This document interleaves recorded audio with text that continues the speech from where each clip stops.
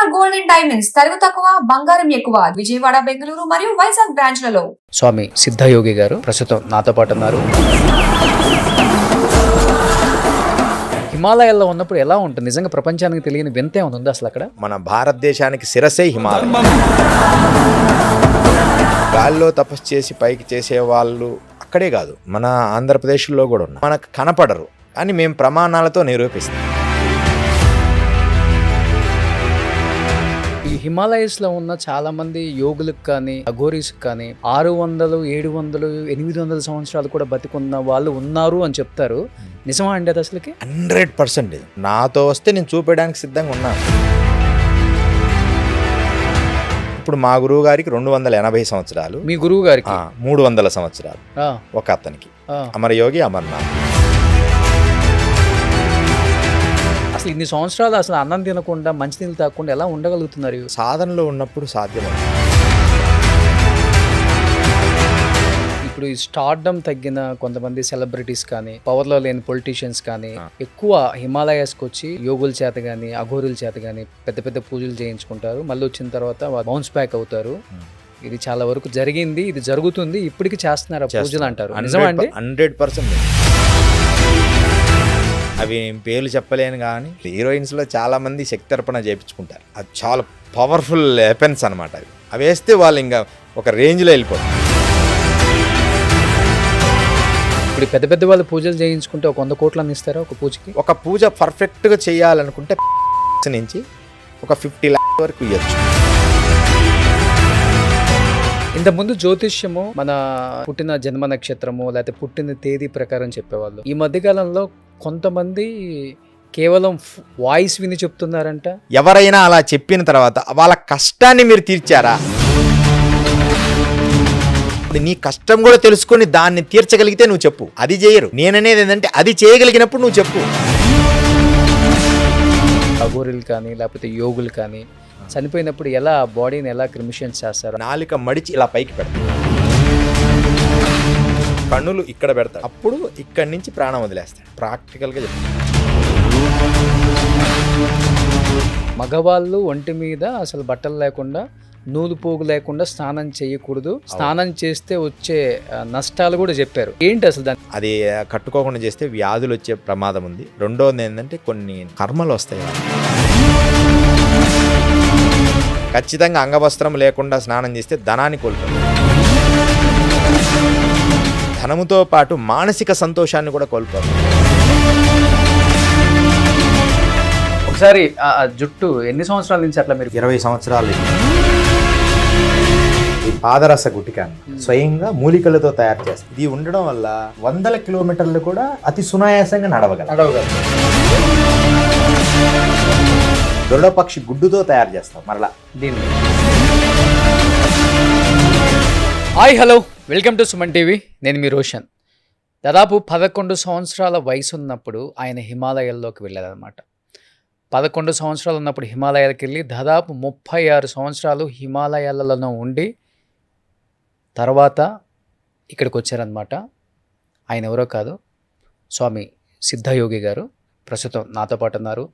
హిమాలయాలలో ఉన్న అఘోరీల గురించి లేకపోతే హిమాలయాలలో తపస్సు చేసే మునుల గురించి ఎన్నో తెలుసుకోవాలని ఎంతోమంది నన్ను అడిగారు కాబట్టి ఆయన ఇక్కడికి పిలిపించడం జరిగింది ఈరోజు. సో నమస్తే స్వామి సిద్ధయోగి గారు. నమో నమః. సో ఫస్ట్ ఆఫ్ ఆల్ చాలా చాలా సంతోషంగా ఉంటుంది కొంతమంది వ్యక్తులను కలిసినప్పుడు. ఎందుకంటే ఇప్పటికీ ఎంతోమంది ప్రజలకి అసలుకి హిమాలయాలలో ప్రపంచానికి తెలియని శక్తులు లేకపోతే ప్రపంచానికి ఇంకా తెలియని సరికొత్త స్థలం అంటే ప్లేస్లు ఏమైనా ఉన్నాయా అని చాలామందికి డౌట్ ఉంటుంది. మీరు 36 సంవత్సరాల పాటు అక్కడే మీ జీవితం మొత్తం కొనసాగింది కాబట్టి హిమాలయాల్లో ఉన్నప్పుడు ఎలా ఉంటుంది? నిజంగా ప్రపంచానికి తెలియని వింత ఏమైనా ఉంది అసలు అక్కడ? ఓం రత్నాకరాం ధౌతపధాం హిమాలయ కిరీటినిం బ్రహ్మరాజ ఋషి రత్నాఢ్యాం వందే భారత మాతరం. దత్తుడి ఆశీర్వాదములు, సుమన్ టీవీ ప్రేక్షకులందరికీ కూడా ఆశీర్వాదములు. మీరు అడిగిన ప్రశ్నలు చాలా అద్భుతమైనవి. అందరూ తెలుసుకోవాలని ఎప్పుడు కుతూహలంగా ఉంటారు. ఖచ్చితంగా హిమాలయం అనేది ఒక మన భారతదేశమే కాదు, ప్రపంచానికి ఒక కిరీటం లాంటిది. ఆ కిరీటంలో మణులు, రత్నాలు అన్నీ ఎలా ఉంటాయో అలా మన భారతీయ శక్తి మొత్తం తల ఉంటేనే కదా బాడీకి విలువ ఉంటుంది. శిరస్సు, మన భారతదేశానికి శిరస్సే హిమాలయం. దాంట్లో ఎంతోమంది ఋషులు, యోగులు, సాధకులు అసలు అడుగడుగున ఒక అద్భుతమైన సాధనా విధానాల్లో ఋషులు ఉండేవారు. వారు ఇక్కడ ఉన్నారు, ఇక్కడ లేరనే లేదు. అయితే కాలాంతరంగా కొంత లోపలికి వెళ్తున్నారు. 2000కు ముందు ఎక్కువగా యోగులందరూ కూడా మనకు నడుస్తుంటే అట్లా పక్కనే కుటీరం కనపడేది, మనం వెళ్ళేవాళ్ళం. ఒక్కొక్కరు హఠయోగులు ఉంటారు, జలయోగులు, తర్వాత గాల్లో తపస్సు చేసేవాళ్ళు, పైకి లేచి గాల్లో తపస్సు చేసి పైకి చేసేవాళ్ళు అక్కడే కాదు, మన ఆంధ్రప్రదేశ్లో కూడా ఉన్నారు. అంటే మనకు కనపడరు, కానీ మేము ప్రమాణాలతో నిరూపిస్తాం. ఓకే, ఎలా సాధ్యం అది అసలుకి? సైన్స్ పరంగా మనం తీసుకోవాలి ఫస్ట్. అంటే సైన్స్ నమ్ముతారు. ఈ సైన్స్ అంటే ఆధ్యాత్మికంగా సాధన చేయమంటే అది ఎక్కువ విశ్వసించారు. సైన్స్ ఏంటంటే మన లంగ్స్ ఇంతవరకే ఉంటాయి. మనం గాలి ఎక్కువగా లంగ్స్ పూర్తిగా తీసుకో. ఎప్పుడు లంగ్స్ పూర్తిగా లంగ్స్ ఇంత పొడుగు ఉంటాయి, అంటే పూర్తిగా వ్యాకోచన చెందుతాయి. అయితే ఈ ప్రాణాయామ కుంభకాలలో హైడ్రోజన్ అంటే విపరీతమైన హీట్ జనరేట్ అవుతుంది. అది హైడ్రోజన్ గాలిగా మారుతుంది. ఓకే, ఇప్పుడు హైడ్రోజన్ బెలూన్స్ ఎలా ఉంటాయి? అవును, వదలంగానే గాల్లో వెళ్తాయి. అలాగే మన బాడీ కూడా లిఫ్ట్ అవుతుంది. 100% నేను ప్రూవ్ చేస్తా. కాబట్టి కేవలం సాధనతోనే సాధ్యం. ప్రూవ్ చేస్తా. మీరు కూర్చోగలరా గాల్లో? అంటే ఇప్పుడు కాదు, చూసిన వాళ్ళు ఉన్నారు. నేను కూర్చున్నది, మా గురువు గారు ఇప్పటికీ ఉన్నారు, యోగానంద భారతి వారు. కొంచెం ప్రాక్టీస్ చేస్తే, అంటే ఒక 6 months 8 months అని, అంటే అలానే కూర్చొని ఉంటారు. ఇంకా మన ఇంటిది లిఫ్ట్ అవుతారు. అదే లిఫ్ట్ అయ్యేది సినిమాల్లో చూసినట్టే కదా. ఇంకా మీరు అంటే మొబైల్లో మనం చూడొచ్చు. ఇప్పుడే యోగానంద భారతి అని కొడితే నీటి పైన 4 గంటలు పైన కూర్చొని రామాయణం చెప్తారు. అంటే నీటి పైన, అంటే ఇలా పడుకొని కాదు, నీ బాడీ మొత్తం ఇలా కూర్చొని ఉంటుంటారు. ఇక్కడికే నీళ్ళు ఉంటాయి. టీవీ వాళ్ళు ఇంటర్వ్యూ చేసి 4 గంటలు రామాయణం చెప్పారు. అంటే ఆయన లోపల బాడీలో ఎంత ఎనర్జీ ఉంటాయి పైకి నీటి మీద తేలడం. అసలు ఎలా పాసిబుల్ అసలు అది? చూడండి, కొట్టి చూడమంటే యోగానంద భారత్ అంటే మీకు అమ్మడే వస్తుంది. అందరికీ చూపించవచ్చు లైవ్లో. అదే యోగ సాధన 1:4:2 అని ఒక యోగ శాస్త్రం ఉంది. అంటే యోగంలో, ప్రాణాయామాల్లో అన్నీ మనం పుస్తకాలు చదువుతాం రోషన్ గారు. అంటే పుస్తకాలే ఎక్కువ, అవన్నీ చాలా నాలెడ్జ్ ఉందని అనుకుంటారు, బుక్స్ చదివి అవన్నీ. కానీ అవి ప్రాక్టికల్గా రూపంగా చేసిన సాధువులు కొంచెం మందే ఉంటారు. నాలెడ్జ్ బ్రెయిన్ వరకే వీళ్ళందరూ ఆపేస్తారు. ఓకే, ప్రాక్టికల్గా చేసేవాళ్ళు ఇన్ని పట్టుకోలేరు. అవసరమైంది ప్రాక్టీస్ చేసి వారు ఆనందంగా జీవిస్తారు. కానీ సిద్ధయోగి గారు, మీకు 11 సంవత్సరాల వయసులో హిమాలయాలకు ఎందుకు వెళ్ళాలనిపించింది? అసలు మిమ్మల్ని ప్రేరేపించిన అంశం ఏంటి అసలుకి? పుట్టుకతోనే అది సీడ్ ఏమో మనకు తెలియదు. వైదిక ధర్మాల్లోనే మేము జన్మ జరిగింది, అంటే వైదిక ధర్మంలో. ఓకే, అందుకని నేను ఎక్కువ ఈ ధ్యానము, సాధన అంటే నాకు గుర్తు రాకముందే ఈ చిన్ముద్ర ఎక్కువ వేస్తుండేవాడిని. మీకు ఆ ఫొటోస్ మీకు చూపిస్తాను, ఈరోజు వెళ్ళేటప్పుడు చూపిస్తాను. అసలు ఈ చిన్ముద్ర అనేది వీడేది లేదు. ఎక్కడ కూర్చున్నా, స్కూల్లో కూర్చున్నా సరే, ఏదో కొంచెం స్కూల్కి వెళ్తాం కదా, ఎక్కడికి వెళ్ళినా తపస్సే. ఒకసారి చిన్న సంఘటన, చిన్నతనంలో ఆ చిన్న స్కూల్ అప్పుడంటే చెట్ల కిందే ఉండేవి. స్కూల్ అంటే పెద్ద బిల్డింగ్స్ తక్కువ ఉండేవి మన ఆ టైంలో. 85లో అప్పుడు ఆ కాలంలో చాలా తక్కువ ఇవన్నీ ఉండేవి. ఒక వేప చెట్టు పైకి వెళ్ళి ఇలా కూర్చోండి.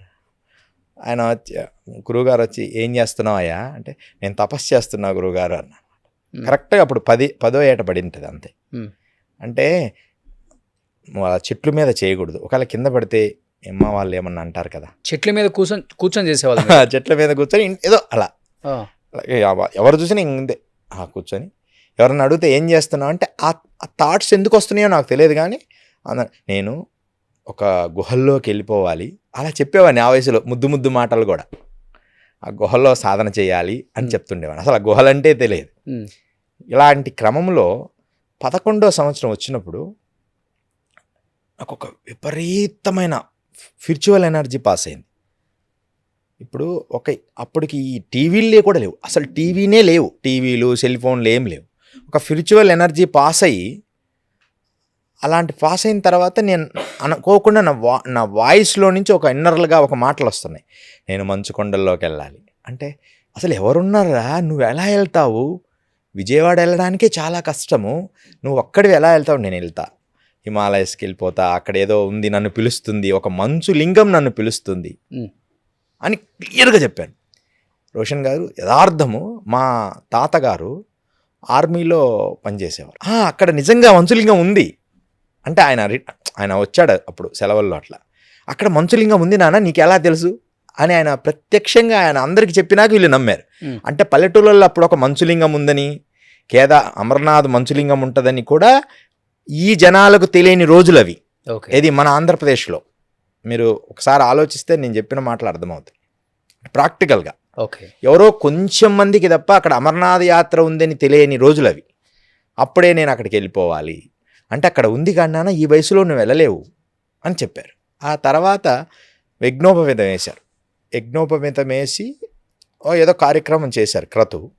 కరెక్ట్గా 6 months ఇట్లా బంధువుల ఇంటికి వెళ్తానని, అప్పట్లో వెళ్ళనిస్తారనమాట, ఆ బంధువుల ఇంటికి ఎవరితో వెళ్తానని చెప్పేసి అక్కడి నుంచి ఇక వెళ్ళిపోయారు.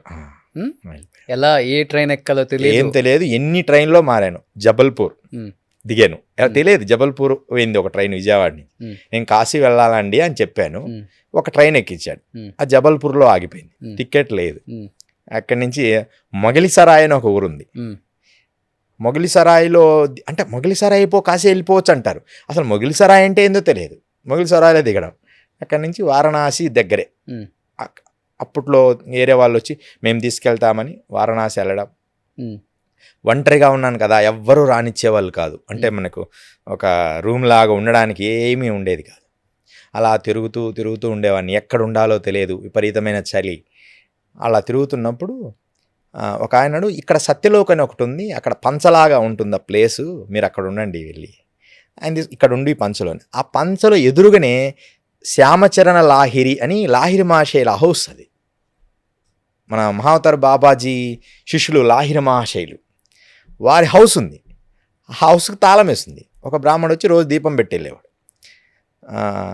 అక్కడ ఈ పాలు పెరుగు అమ్మే అతను ఏం చేశారంటే, ఈ అబ్బాయి ఎవరున్నారండి, ఆ పంచలో పడుకుంటారు మీ దాంట్లో అని ఇతను అడిగాడు. అలా ఏమో అంటే విలువైన ఏం లేవు అప్పుడు ఆ కాలం.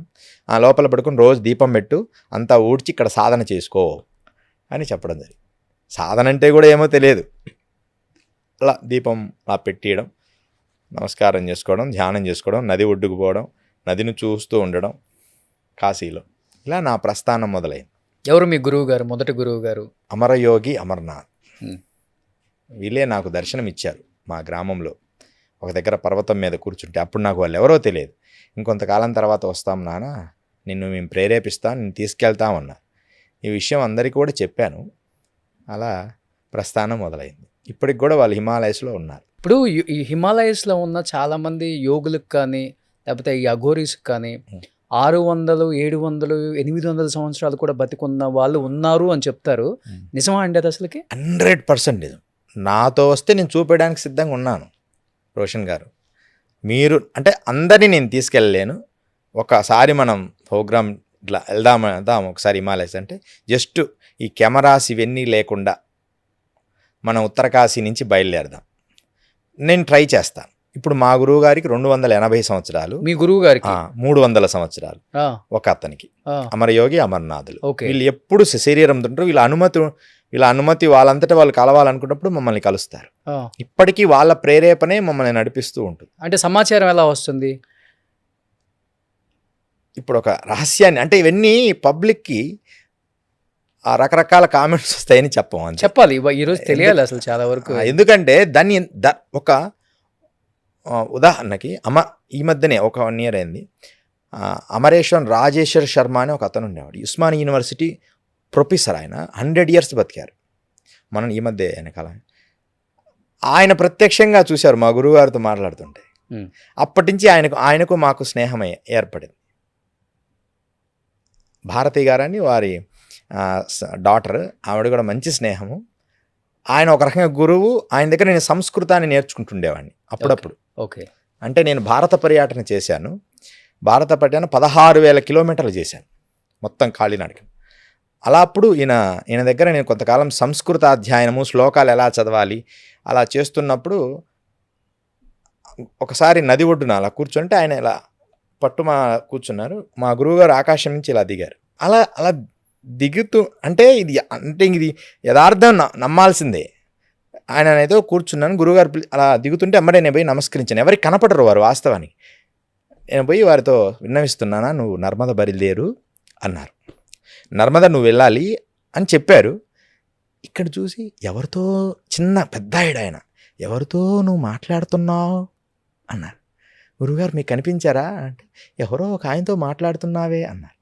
కొంచెం పెద్దవాడు, సాధకుడు కాబట్టి ఆయన కనిపించారు. ఆయన అప్పటి నుంచి నా స్నేహం ఆయన వదలలేదు చివరి వరకు కూడా. నా వీడియోస్ కూడా మీకు చూపిస్తాను. ఆయనతో లాస్ట్ పెద్ద ఆయన అనమాట, మన అమరేశ్వరం గారితో. అలా అంటే ఇవన్నీ సత్యం ఉంటే సత్యము, సత్యం లేదంటే లేదు. నిజంగా భగవత్ శక్తి ఉంది. ఒకవేళ భగవత్ శక్తిని పక్కన పెట్టండి, ఒక మానవుడు ఒక దివ్యమైన శక్తిగా మారడానికి మన బాడీకి ఏదైనా సాధ్యమే. ఈ కంప్యూటర్ ప్రపంచ అతీతంగా ఏదైనా సాధ్యమే. అది యథార్థం. మనిషికి ఆహారం, మంచినీళ్ళు చాలా ఇంపార్టెంట్. అవి లేకుండా 300-400 సంవత్సరాలు మీ గురువులు ఇప్పటికీ బతికుండి తపస్సు చేస్తున్నారు అంటే ఎవరు అన్నారు ఇంత గుళికలు అంటే ఏంటండి, దేని నుంచి తయారు చేస్తారు అవి అంటే అవి వేసుకోవటం వల్ల శక్తి ఏమొస్తుంది, అసలు ఇన్ని సంవత్సరాలు అసలు అన్నం తినకుండా మంచినీళ్ళు తాగకుండా ఎలా ఉండగలుగుతున్నారు? సాధనలో ఉన్నప్పుడు సాధ్యమవుతాయి. అది నేను కూడా అనుభవించాను కాబట్టి పరిపూర్ణ సాధన, డెడికేటెడ్గా. అయితే ఈ సాధన అనేది ఆత్మపరంగా దైవపరంగా విశ్వసిస్తే నిజం. అయినా మన బాడీ ఎంత గొప్పదంటే మనము దానికి కనెక్ట్ కావాలి, మన బాడీకి కనెక్ట్ కావాలి. దాన్ని పంచకోశములు అంటారు. అన్నమయ, ప్రాణమయ, మనోమయ, విజ్ఞానమయ, ఆనందమయ కోశాలు. ఇవి స్పష్టంగా వాడితే నేను నిరూపిస్తాను అంటున్నా.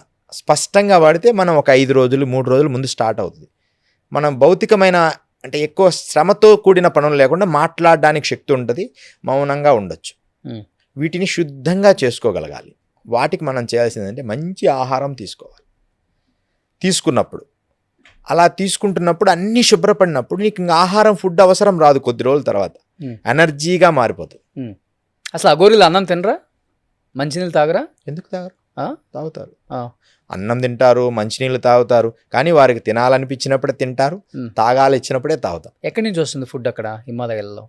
ఏది దొరికితే అది. ఇప్పుడు బాగా దొరుకుతుంది రోషన్ గారు. అప్పుడు కష్టం, కానీ అప్పుడు ఎప్పుడో ఒక్కసారి దొరుకుతుంది. యాపిల్ పండ్లు తింటాం. నేనైతే చాలా రోజులు యాపిల్స్ తిని యాపిల్స్తోనే ఉన్నాను. యాపిల్స్ తీసుకొచ్చుకోవడం, అక్కడ మన అన్ని యాపిల్స్ చెట్లే ఉంటాయి మన పైన, మంచు కొండలు అక్కడ ఉండవు. మనకి గంగోత్రి వరకు యాపిల్ చెట్లు ఉంటాయి. ఆ తర్వాత యాపిల్ చెట్లు ఉండవు. మనం ఏదైనా స్టోర్ చేసుకొని, మేము ఎలా చేశానంటే అక్కడ నేను మాత్రం కొన్ని రోజులు ఎండిపోయిన రొట్టెలను ట్రావెల్ చేశాను. నేను వారి దగ్గరికి వెళ్ళినప్పుడు మాత్రం వారు ఆహారం తినేటట్టుగా నాకేం కనిపించలేదు. వాళ్ళు మనం పెడితే తింటారుగా, లేకపోతే తపస్సులో ఉంటారు. వాళ్ళు తిన్నట్టుగా నేను ఎప్పుడు గమనించలేదు. ఎప్పుడు తినకపోయినా ఉంటారు, తినగలిగితే తింటారు. ఇది ఎలా సాధ్యమైందని ఒక కథ చెప్తా. మనం దరాస్ అంటే ఉత్తర కాశీ వెళ్ళేటప్పుడు దరాస్ అని ఒక ప్లేస్ వస్తుంది హిమాలయస్లో. అక్కడ గంగాదాస్ త్యాగి అని ఒక మహాసిద్ధ పురుషుడు ఉండేవారు. ఆయన పేరు గంగాదాస్ త్యాగి. వారు రోజు రాత్రి 11 గంటలకు పర్వత లోయల్లో నుంచి బయటకు వస్తారు ఆశ్రమానికి. తర్వాత తెల్లవారుజామున 6-7 గంటలకు మళ్ళీ లోపలికి వెళ్ళిపోతారు. ఇంకా మరుసటి రోజు రాత్రి మళ్ళీ 11 గంటలకు వస్తారు కుటీరంకి. ఎప్పుడు వారు తపస్సులో ఉంటారు. అంతసేపు ఉన్నాను నేను చూశాను, కానీ వారు భోజనం కానీ ఆహారం కానీ తిననట్టు నేను చూడలేదు. ఒకసారి మాత్రం వారు గంజాయి తాగారు, అంటే ఇలా చిలుం పీల్చారు. నాకు కూడా ఇచ్చారు. నాకు అవి అలవాట్లేదు. ఓ నమస్కారం చేసుకుని పక్కన వాళ్ళకి ఇచ్చా. మహారాజ్ వచ్చినాయి అంటే మేము బాధపడాల్సిన పని లేదు, తీసుకోవాల్సిన పని లేదులే అన్నారు. మరి ఎలా సాధ్యమవుద్ది? ఎముకల గూడులాగా పూర్తి చైతన్యావస్థలో ఒక భోజపత్రాన్ని మాత్రమే కౌపీనంగా ధరించిన గంగాదాస్ త్యాగి వీరిని నేను చూశాను. ఎప్పుడు అన్నం తిన్నట్టు నేను గమనించలేదు. ఎన్ని సంవత్సరాలు ఉంటాయి ఆయనకి? వారికి ఒక 170 పైన ఉంటాయని అన్నారు అక్కడి వారు. 100 పైనే ఉంటాయని వారు అన్నారు. కానీ మనకు క్లారిటీగా తెలియదు. వాళ్ళు చెప్తున్నారు అక్కడి వాళ్ళు, మా తాతల నుంచి ఈయన ఇలాగే ఉన్నారు, ఎప్పుడు చూసినా ఒకే రకంగా ఉంటారు. ఇది సాధ్యము అనేది మాత్రం నేను నిరూపించాలని నా తపన. ఇదంతా కానీ సాధ్యం. ఇప్పుడు అక్కడ మంచు కొండలు, ఉమ్, అసలు చలిలో ఉమ్, ఎప్పుడు చూసినా కానీ ఒంటి మీద బట్టలు లేకుండా ఉంటారు కదా గోరీలు కానీ. ఇంచుమించు అంతే. తపస్సు ఆ, మీరు అన్నట్లుగా ఒక చిన్నది ఏదో కట్టుకొని, ఆ, అది మీరు ఇనిషియల్గా మీరు అన్నారు నేను వెళ్ళిన కొత్తలో ఆ చలికి ఉండలేకపోయానని. ఉమ్. ఎన్ని సంవత్సరాలు పట్టింది మీ బాడీకి అలవాటు అవ్వటానికి ఆ చలిలో? ఎంత ఎంత మైనస్లో అయినా ఉండటానికి అలవాటు పడవటం అంటే అంత ఈజీ కాదు ఒక శరీరం. అవును. దానికి ప్రాణాయామ ప్రక్రియలు ఉన్నాయి, ఆ. కపాలభాతి ప్రక్రియలు ఉన్నాయి. ఉమ్. అవన్నీ మేము నేర్చుకున్నా. చైనీస్ ఉంటారు కదా, చైనీస్ మాంక్స్ దగ్గర కొంతకాలం నేను శిక్షణ పొందా ఈ మంచు కొండల్లో ఉండడానికి. చైనాకు సంబంధించిన అంటే టిబెట్కి సంబంధించిన ఒక మాంక్స్ ఓకే. వాళ్ళు ఆ ప్రక్రియలన్నీ నేను బాగా ప్రాక్టీస్ చేశాను. భస్త్రికం ఆ చేసిన తర్వాత నేను కూడా ఓన్లీ గోనె సంచి మాత్రమే కట్టుకొని జీవించేవాడిని. ఉమ్. అంటే ఏ స్వెటర్స్ కానీ, అసలు వర్షం పడుతూ ఉంటుంది, బీభత్సమైన వర్షం అయినా సరే హాయిగా అసలు చలి వణికిన, అసలు వణికడ ఏమైనా కానీ అలా తపస్సుకు ఉండడమే. అంటే దేహం దానికి అలవాటు పడుతుంది. ఏ వస్తువైనా మనం ఒక 20 రోజులు ప్రాక్టీస్ చేస్తే దానికి కొంచెం కొంచెంగా దేహం దానికే అలవాటు పడుతుంది. కానీ ఇప్పుడు యోగులు అంటే ఎవరు, మునులు అంటే ఎవరు, అఘోరీలు అంటే ఎవరు? వీళ్ళందరూ ఉండేది హిమాలయాల్లోనే కదా. వాళ్ళ పేర్లు అంతే. అంటే ఏంటి అసలు అది ఎట్లా? యోగులన్నా ఎవరైనా పీస్ ఆఫ్ మైండ్, రిలాక్స్గా ఉండడం, వారి సంకల్పాలని విశ్వంలోకి లయము చేసి అందరినీ రక్షించడానికి సహకరించడం, వాళ్ళు ప్రయత్నం చేస్తూనే ఉంటారు. ఇప్పుడు ఆయుర్వేదం అంటారు, హోమియోపతి అంటారు, అలోపతి అంటారు, రకరకాల డాక్టర్స్ ఉన్నారు. వారి లక్ష్యం ఏంటి? ఏదో రకంగా వాళ్ళ వ్యాధిని తగ్గించాలి, అంతే కదా. వారి లక్ష్యం, డాక్టర్ లక్ష్యం వ్యాధిని తగ్గించాలి. యోగుల లక్ష్యం మనుషుల్ని శాంతింపచేయాలి, వారిని మంచిగా ధర్మ మార్గంలో నడిపించాలి. అంటే ధర్మ మార్గం అంటే ఒక దైవంతో కనెక్ట్ అని నేను అనను. ఏదో దైవం అంటే ఈ శివుడు, పరమేశ్వరుడు, రాముడు, కృష్ణుడు, ఇవన్నీ చైతన్య అవస్థలు. అలా కాదు, అసలు మనిషిగా బ్రతకడం నేర్చుకోవాలనేది నా అభిప్రాయం. అది మిస్ అవుతున్నారు. దేవుడు ఎన్ని పక్కన పెట్టింది, అదంటే మా వ్యక్తిగత విషయం. అంటే ఒక యోగి లక్షణం అది. ఒక సాధకుడు పరమేశ్వరుని చూడాలనే తపనలో ఉంటాడు. కానీ మనిషి ఎలాంటి స్థితికి వచ్చాడంటే ఇప్పుడు అసలు మనిషి అనేది ఒక మనిషి ఎలా బ్రతకాలి? ఇదిగో ఇలా కష్టపడాలి, ఎంతవరకు అవసరమో అంతవరకు కష్టపడి పని చేయాలి, సంపాదించాలి, దాన్ని ఎలా వినియోగించాలి, అది మర్చిపోయి మనిషిని మనిషిగా చూడకుండా ఒకని నాశనం చేయాలనే స్థాయికి వెళ్ళిపోతున్నారు. క్లియర్గా కనపడుతుంది ప్రపంచం. ఒకలా మన ప్రశాంతంగా ఉన్న వెనక నుంచి ఏదో ఫోర్సుల్లాగా అందరూ కలిసి కట్టి ఇది కులము, మతము, జాతి, వర్గము, భేదాలు, ఇవి అసలు యోగులు ఎప్పుడు ఇవి కోరుకోరు. యోగుల్లో కూడా అన్ని రకాలు ఉంటారు కాబట్టి అందరూ ఉంటారు, అన్ని యోగులు ఉంటారు, అందరూ చాలా సన్నిహితంగా ఉంటాం, అందరినీ ఒకరినొకరు గౌరవించుకుంటాం. ఎంత గౌరవించుకుంటామనేది నా మనస్సాక్షి తెలుసు. ఒకసారి నేను కాళీ యోగిని దర్శించడానికి వెళ్ళాను ఒక దగ్గర.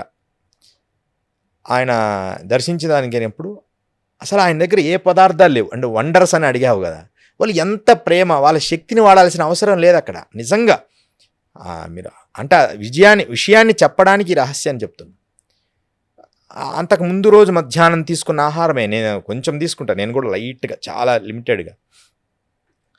ఆ పర్వతం ఎక్కాను. గురువుగారు, ఎందుకు వచ్చావండి బాబు ఇక్కడికి, ఏముంది ఇక్కడ అన్నారు ఆయన. కాదండి, మిమ్మల్ని చూడాలనిపించింది, అందరూ చెప్పారు ఇట్లా మహాసిద్ధ పురుషులు మీరు, ఇక్కడ కొండజాతి వాళ్ళు చెప్పారని చెప్పి నడుస్తూ అక్కడికి వెళ్ళడం జరిగింది. అక్కడ ఆయన చెప్పిన మాటలు, ఎందుకు వచ్చావు ఏంటి అని అడిచి కొంచెం కోపగించుకున్నారు. మా సాధన భగ్న, ఇదంతా సాధన జరిగే స్థలం కాదు నాన్న, నువ్వు చిన్నవాడివి, మంచిగా సాధన చేసుకొని ఏదో చెప్పారు. కానీ అక్కడ చిన్న గుహ రోషన్, ఒక 6x6 అంతే అది ఆ గుహ. దాంట్లో ఏమీ లేవు, 2 మట్టి పాత్రలు ఉన్నాయి, కుండలు. ఒక కుండ మీద ఇంకొక కుండ ఇలా బోర్లించేసి అలా ఉన్నాము. నాకు బాగా బడలికగా ఉంది.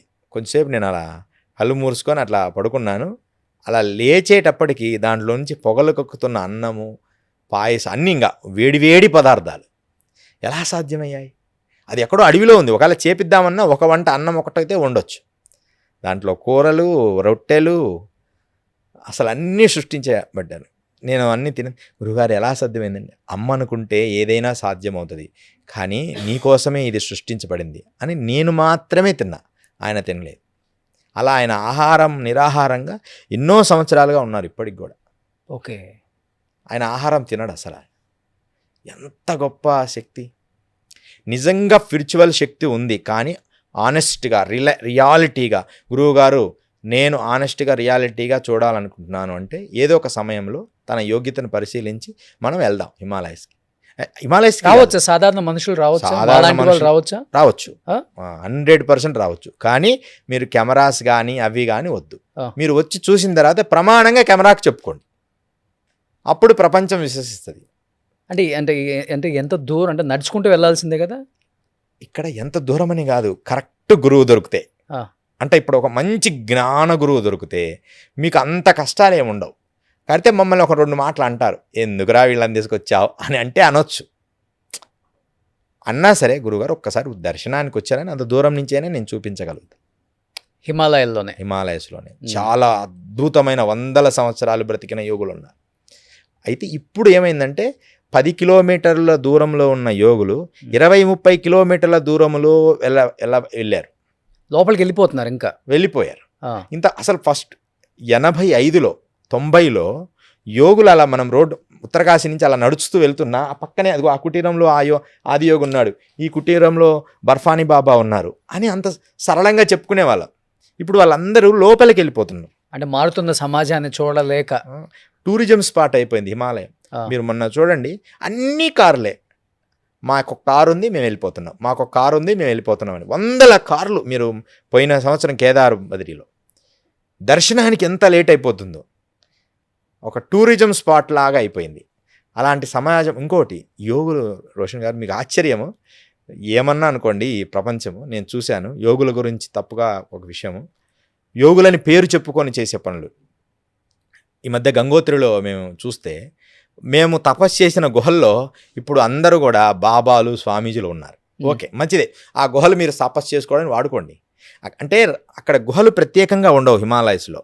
ఒక కొండ పర్వతానికి చిన్న గుంత మట్టి తీసి అది ఒక ప్లేస్ అన్నమాట. రాతి గుహలు కొంచెం తక్కువ ఉంటాయి. అక్కడ హాయిగా తపస్సు చేసుకోకుండా ఈ ఫారినర్స్ను వీళ్ళని ఆకర్షించడానికి ఒక రకమైన స్వామీలు తయారయ్యారు. అక్కడ లోపలికి వెళ్ళిపోయారు వాళ్ళు కూడా. ఫారినర్స్ వీళ్ళందరినీ ఆకర్షించడానికి వాళ్ళని ఆకర్షిస్తున్నారు ఈ విభూదులు రకరకాలుగా పెట్టిన సాధువులు. వచ్చి మీరు కాఫీ తాగుతారా, ఫిల్టర్ కాఫీ తాగుతారా అని అడుగుతున్నారు. నేను మౌనంగా చూస్తున్నా. అంటే ఒకరిద్దరు, అందరి గురించి నేను చెప్పడం లేదు. అసలు ఆ స్థలానికి వెళ్ళి తపస్సు చేయడానికి, కానీ వాళ్ళు వచ్చిన వాళ్ళకి నువ్వు ఫిల్టర్ కాఫీలు వేయడానికి కాదు కదా నువ్వు యోగి అనిపించుకునేది. అంటే అలాంటి యోగులు తయారయ్యారు ఈ టెక్నాలజీ రావడం వల్ల. సెల్ ఫోన్ వచ్చిన తర్వాత చాలా మార్పు జరిగింది. వారి కళ్ళల్లో దివ్య తేజస్సు లేనే లేదు. ఈరోజు రోజు నిత్యం లేచి గాయత్రి మంత్ర అనుష్ఠానం చేసి 1,00,000 జపం చేసి ఎంత నిష్టగల చూడంగానే పద్మాలు వికసించిన దివ్య చైతన్యం, న్యాచురల్ చైతన్యం, ఆర్భాటము హంగులు లేని చైతన్యం ఎంత అద్భుతంగా ఉండేది. ఈరోజు అది లేదు. జస్ట్ యోగిలాగా ఇంగ్లీష్ మాట్లాడతారు, హిందీ మాట్లాడతారు, అదేదో గ్రేట్ అనుకుంటారు ఇంగ్లీష్ మాట్లాడితే. అలాంటి పరిస్థితికి రావడం వల్లే మీరందరూ కూడా నిజమైన యోగుల్ని చూడలేకపోతున్నారు ఈ ప్రపంచం. ఇప్పుడు సాధారణ మనుషులు కొంతమంది ఎవరైనా హిమాలయ పర్వతాల మీదకి రావటం, కొంతమంది యోగుల్ని కానీ అఘోరుల్ని కానీ కలవటానికి ప్రయత్నించడం కానీ జరుగుతూ ఉంటుందా? ఎందుకు జరగదు? జరుగుతుంటాయి. దర్శనం కూడా సాధ్యం అంటుంటారు. దర్శనం కూడా ఇస్తారు, కానీ మీరు ఆయనకు అంత వయసుని ఎలా క్యాలెక్ట్ చేయలేరు కదా. అవును, మనం చేయలేము. బట్ కోప్పడుతుంటారు వాళ్ళు కొంచెం. అస్సలు నిజమైన యోగులు వీళ్ళకు దర్శనం ఇవ్వాలన్నా ముందు ప్లాన్ వేసుకొనే వస్తారు. వారికి ఈ నేత్రాల కంటే 3వ నేత్రం బాగా పనిచేస్తుంది. అంటే ఇలా చూడంగానే ఈ ప్రాంతంలో ఎవరు వస్తున్నారంటే వారిని వీళ్ళు కలవాలనుకుంటేనే ఆ మార్గంలోకి వెళ్ళి వీళ్ళని కలుస్తారు, కానీ మన కోసం రారు కదా.